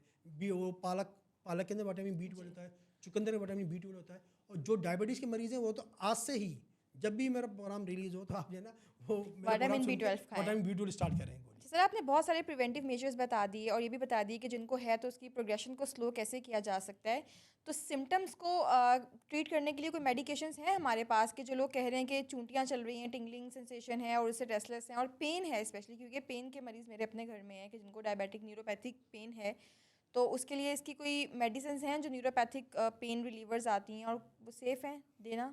आप तो एक कह रही है, मैं कह रहा हूँ 1 लाख मेडिसिन है। आप तो एक कह रही है, मैं कह रहा हूँ 1 लाख मेडिसिन है। प्री गैबलिन वगैरह जो होती है ये जी न्यूरोपैथिक पेन के लिए हम सारी जी जी। देते हैं, यही तो दे रहे होते हैं इसके अंदर। बल्कि मैंने तो यहाँ तक भी देखा है जो डायबिटीज़ के डॉक्टर होते हैं, एंडोक्राइनोलॉजिस्ट, वो क्या करते हैं कि जो डायबिटीज़ नई नई डायग्नोस होती है उनको स्टार्टिंग में स्टार्ट कर देते हैं क्योंकि उनको पता है कि इसको न्यूरोपैथी होनी है। होनी तो है। हाँ, तो वो प्री गैबलिन की मेडिसिन आती है, जी। अब तो मुख्तलिफ नाम से आ रही है सर मार्केट मैं में। बहुत ये पॉइंट मैं रेज़ करना चाह रही थी क्योंकि मैंने ये अपनी फैमिलीज़ में भी ये देखा है और बहुत कॉमन प्रैक्टिस है कि आप जो है वो न्यूरोपैथिक पेन किलर्स अलग हैं, न्यूरोपैथिक पेन के लिए मेडिकेशंस अलग हैं और वो उनको लेनी चाहिए डायबिटीज़ के पेशेंट को। वो बिल्कुल नहीं, वही बात है ना कि अगर बात करने पे आऊँ उसके बाद बातें तो बहुत बहुत सारी हैं। ज़्यादा मैं हैं। बातें सच्चाई की, लेकिन है रुसवाई की छिड़ी तो बहुत दूर तक जाएगी। चलिए सर, अब हमारे लास्ट सेगमेंट की तरफ आते हैं जो कि बहुत इंपॉर्टेंट है और इसको फाइनली हम जी समराइज़ करेंगे शॉर्टली। एजिंग और उसका दिमाग पे असर और एजिंग के साथ होने वाले कॉमन न्यूरोलॉजिकल मसले और ऐसे क्या इलामात है जिससे हमें पता चले कि ये अब उस तरफ जा रहे हैं, उस बीमारी की तरफ जा रहे हैं। और ऑल्सो हम अपनी लाइफ स्टाइल से कैसे उसको प्रोलॉन्ग कर सकते हैं। प्रोलॉन्ग से मेरा मुराद ये कि डिले कर सकते हैं या फिर हम उसको प्रिवेंट कर सकते हैं। अच्छा देखिए, सबसे पहले मैं बता चलूँ कि अगर किसी को एज 50 या 60 प्लस है, किसी के घर में भी अगर 60 प्लस से ज़्यादा की उम्र के, 60 प्लस की ज़्यादा की उम्र के कोई भी अपने बुज़ुर्ग लोग मौजूद हैं, उन सब के लिए बहुत सारी दुआएं, उनका ख्याल रखें, उनसे प्यार करें, उनकी दुआएं लें, सबसे पहले तो ये। ठीक है, दूसरा होता क्या है कि अगर कोई 60 से प्लस से ज़्यादा का पेशेंट है, ठीक है, और उसके रवैये में तब्दीली आ रही है, वो दिन ब दिन स्लो होता जा रहा है। पहले जो काम वो ये समझें कि 2 घंटे का काम 4 घंटे में हो रहा है, कपड़े पहनने उतारने में मुश्किलात पैदा हो रही हैं, स्लो हो गए, बोल चाल में स्लो हो गए, चलने में थोड़ा स्लो हो गए, भूलने के मसले हो रहे हैं। ऐसे मरीजों में क्या होता है कि पुरानी चीज़ें सारी याद होती हैं, नई चीज़ें बंदा भूल रहा होता है, जिसको हम कहते हैं डीमेंशिया। डीमेंशिया इज़ अ सिम्टम, एक अलामत है, बीमारी नहीं है। जैसे वर्टागो एक अलामत थी, बीमारी थी, इसी तरीके से डीमेंशिया इज़ अ सिम्टम, एक अलामत है, बीमारी नहीं है। तो इसमें होता है डीमेंशिया का जो मोस्ट कॉमन कॉज होते हैं पाकिस्तान के अंदर, अगर हम बात करें डायबिटीज़ और ब्लड प्रेशर बहुत ज़्यादा कॉमन है, तो इसको हम कहते हैं वेस्कुलर डीमेंशिया। ठीक है, अगर हम वेस्टर्न कंट्री की बात करते हैं तो वहाँ पर अल्कोहल, बहुत ज़्यादा अल्कोहल का इस्तेमाल होता है, तो उसकी वजह से डीमेंशिया होता है। दूसरा अल्जाइमर डिजीज़ वहाँ पर बहुत ज़्यादा कॉमन है। अगर ब्लड प्रेशर किसी को है, किसी को डायबिटीज़ है या किसी को दिमाग के फारिज हुए में, उसकी वजह से उसका दिमाग सिकुड़ रहा है या दिमाग इफेक्टेड हो रहा है, तो उसको हम कहते हैं वेस्कुलर डीमेंशिया। इसमें होता क्या है कि मरीज़ को एक तो भूलने का मसला, और भूलने का मसला किस तरह होगा कि पीछे की सारी चीज़ें याद होंगी, 65 की जंग याद होगी कि कब शादी हुई थी, कि वो सारा याद होगा उनको, ठीक है, लेकिन नई चीज़ें याद नहीं होंगी। आज सुबह खाने में क्या खाया था, कुछ पता नहीं। सुबह नाश्ते में कितने पापे खाए थे, कुछ पता नहीं। रात को खाने में क्या खाया था, कुछ पता नहीं। ठीक है, नई मेमोरी भूल रहा होगा, पुरानी चीज़ें सारी याद होंगी। उसके बाद उसके मिजाज में तब्दीली, नींद डिस्टर्ब होगी और थोड़ा सा हेलुसिनेशन के इफेक्ट भी होते हैं कि वो मुझे मारने आ रहा है, वो दीवार से कूद के आ रहा है, वो देखो सामने कौन खड़ा हुआ है, वो सामने कौन खड़ा हुआ है। और इसके साथ साथ नींद में थोड़ा बेकी बेकी बातें करना, ठीक है, और हर चीज़ में स्लो हो जाना, कपड़े पहनने में स्लो हो जाना, बातचीत में स्लो हो जाना, कोई एक्सप्रेशन नहीं रहना, कोई आपसे मतलब अगर मिसाल के तौर पर मैं किसी की बुराई करूँ तो सामने बंदा फ़ौरन अलर्ट हो जाएगा, यार ये मेरी बुराई क्यों कर रहा है। किसी को मैं अगर गाली देता हूँ तो सामने वाला अलर्ट हो जाएगा, भाई मुझे क्यों गाली दी। तो ऐसे लोग होते हैं, उनके सामने बुराई करें चाहे आप उनकी अच्छाई करें, उनके ऊपर कोई फ़र्क नहीं पड़ता, वो शुरू हो चुके होते हैं। तो हम कहते हैं कि यार ये डीजेनरेटिव प्रोसेस के अंदर आ गए। करना क्या होता है इसमें कि सबसे पहले तो जो रिसर्च चल रही है इसके ऊपर, लेकिन उसके पेपर आए नहीं, ऐसे मरीजों को हम कलौंजी देते हैं। हाँ सही बताओ, मैंने खुद मरीजों को दिया है और अभी वो एक्सपेरिमेंटल फेज़ के अंदर है, देखो क्या रिजल्ट आते हैं। तो उम्मीद है कि इंशाल्लाह अच्छे आएंगे, क्योंकि कलौंजी सुन्नत अमल है, उसमें हमारा भी है। ठीक है, अच्छा कलौंजी देना, धूप के अंदर बैठ के बात करना, धूप के अंदर ज़रूर बिठाएं ऐसे मरीज़ों को। ठीक है, कन्वर्सेशन ज़रूर करें। हम क्या करते हैं, ऐसे मरीजों को कमरे में बंद करते हैं, बस यार ठीक है। तो करना क्या, उनसे कन्वर्सेशन करनी है रोज़ाना, एक कम से कम आधे एक घंटे तो कन्वर्सेशन करें, उनके बाद बैठें, उनसे बातें करें, पुरानी उनको वीडियोस दिखाएं जो कि इनके जानने वाले या कोई इनके फैमिली मेम्बर्स दुनिया से जा चुके हैं, उनकी वीडियोस दिखाएं, ताकि उनको याद आए कि हाँ यार ये मतलब दुनिया में कुछ इस तरह चल रहा है। नई वीडियोस दिखाएं, उनसे बातें करें। धूप के अंदर बैठने से, धूप भी वो जो इशराक की नमाज़ के बाद होती है, फजर की नमाज़ के बाद जो इशराक का टाइम होता है ना, उसमें तकरीबन आधे घंटे धूप में बिठाएं। ठीक है, वॉक करें, वॉक के बहुत ज़्यादा फ़ायदा होगा उससे। और विटामिन B12 अपना मेडिसिन के ज़रिए दें या फिर अपना ग़िज़ा के ज़रिए दें। अगर डायबिटिक हैं तो फिर तो चुकंदर देना बनता ही नहीं है। ठीक है, तो वो पालक वगैरह हो गया, बकरी की कलेजी वगैरह इस तरह की चीज़ें खिलाएं, उससे भी दिमाग तेज़ होता है। और इनसे कम्युनिकेशन करनी है, ये तमाम चीज़ें होती हैं जिससे हम ये कह सकते हैं कि यार इनका दिमाग किसी हद तक बेहतर है। लेकिन मैं एक जो सबसे काम का मैसेज यहाँ पर ये देना चाहता हूँ कि अगर किसी को वेस्कुलर डिमेंशिया हो जाए या किसी को अल्जाइमर डिजीज़ हो जाए या ओल्ड एज में जैसे भूलने का मसला हो जाए, इन शॉर्ट किए 50 या 60 या 70-65 की उम्र के बाद, तो ये हम जो दवाइयाँ इसके ऊपर जो आई हैं मार्केट के अंदर, लोग ये समझते हैं दवाई दे दी बंदा ठीक हो गया। ओ भाई ऐसा नहीं है, दवाई देने से ये बीमारी शुरू हो जाएगी। जहाँ उसको 5 साल में बढ़ना है वो 6 साल में बढ़ेगी, लेकिन बढ़ेगी ज़रूर। एक बंदे की उम्र 72 है, 72 के बाद किस पे आएगा, 73 पे। तो जैसे उम्र बढ़ेगी बीमारी बढ़ेगी, लेकिन दवाई देने से क्या होगा, डिजीज़ प्रोसेस जो बढ़ने का होगा वो शुरू हो जाएगा, बस सिर्फ ये होता है। और जो सारे जो ना वो अपना सेकेंडरी सेफ्टी मेजर, धूप में बिठाना, कन्वर्सेशन करना, विटामिन B12 देना, ये कुछ सेफ्टी मेजर्स होते हैं, कुछ इससे अफाका हो जाएगा। कलौंजी अभी रिसर्च प्रूवन बात नहीं है, ये कलौंजी के ऊपर रिसर्च चल रही है, देखो लेट्स सी क्या रिजल्ट आता है, अल्लाह बेहतर करे। Thank you so much doctor Ubaid Khanzada हमारे प्रोग्राम में आने के लिए। आपने बहुत सारी मिथ्स को डिबंक किया है और मुझे बहुत अवेयरनेस मिली है बहुत सारी चीज़ों से, और मैं उम्मीद करती हूँ कि हमारे नाजरीन ने इससे बहुत कुछ सीखा होगा। और इसी तरह से आप अवेयरनेस मैसेजेस जो है वो कन्वे करते रहें ऑडियंस तक। बहुत अच्छा लगा आपसे बात करके। आपने बहुत सारी ऐसी चीज़ें बताई हैं कि जो कि हमारी डे टू डे प्रैक्टिस में हम लोग बिल्कुल रॉन्ग प्रैक्टिस कर रहे हैं। पैनाडोल का मिसयूज़, डिस्पिन का मिसयूज़, एपिलेप्सी से रिलेटेड मिथ्स और स्पेशली माइग्रेन जो कि हर घर में एक कहानी है, उस सब इन सारी कॉम्प्लेक्सिटीज़ को इजी बनाने का बहुत शुक्रिया। मैं उम्मीद करती हूँ कि यहाँ तक का सफ़र आप लोगों को बहुत अच्छा लगा होगा, आपने ये पॉडकास्ट एंजॉय किया एंड आई एम श्योर कि आप लोग अभी बहुत सारी इन्फॉर्मेशन के साथ यहाँ से खड़े होंगे। बहुत शुक्रिया हमारे प्लेटफॉर्म को सपोर्ट करने का। देखते रहिए स्टार्टअप पाकिस्तान पॉडकास्ट। हम बहुत जल्दी मिलेंगे आपसे एक न्यू हेल्थ सेगमेंट के साथ। हमें लाइक, सब्सक्राइब और कमेंट में फीडबैक ज़रूर दें। इस प्लेटफॉर्म के ज़रिए हम लोग जो है वो अवेयरनेस मैसेज और स्पेशली हेल्थ अवेयरनेस मैसेज, जिसको बहुत एक निगलेक्टेड एस्पेक्ट है लाइफ का, आप तक पहुंचाते रहिए। देखते रहिए स्टार्टअप पाकिस्तान पॉडकास्ट।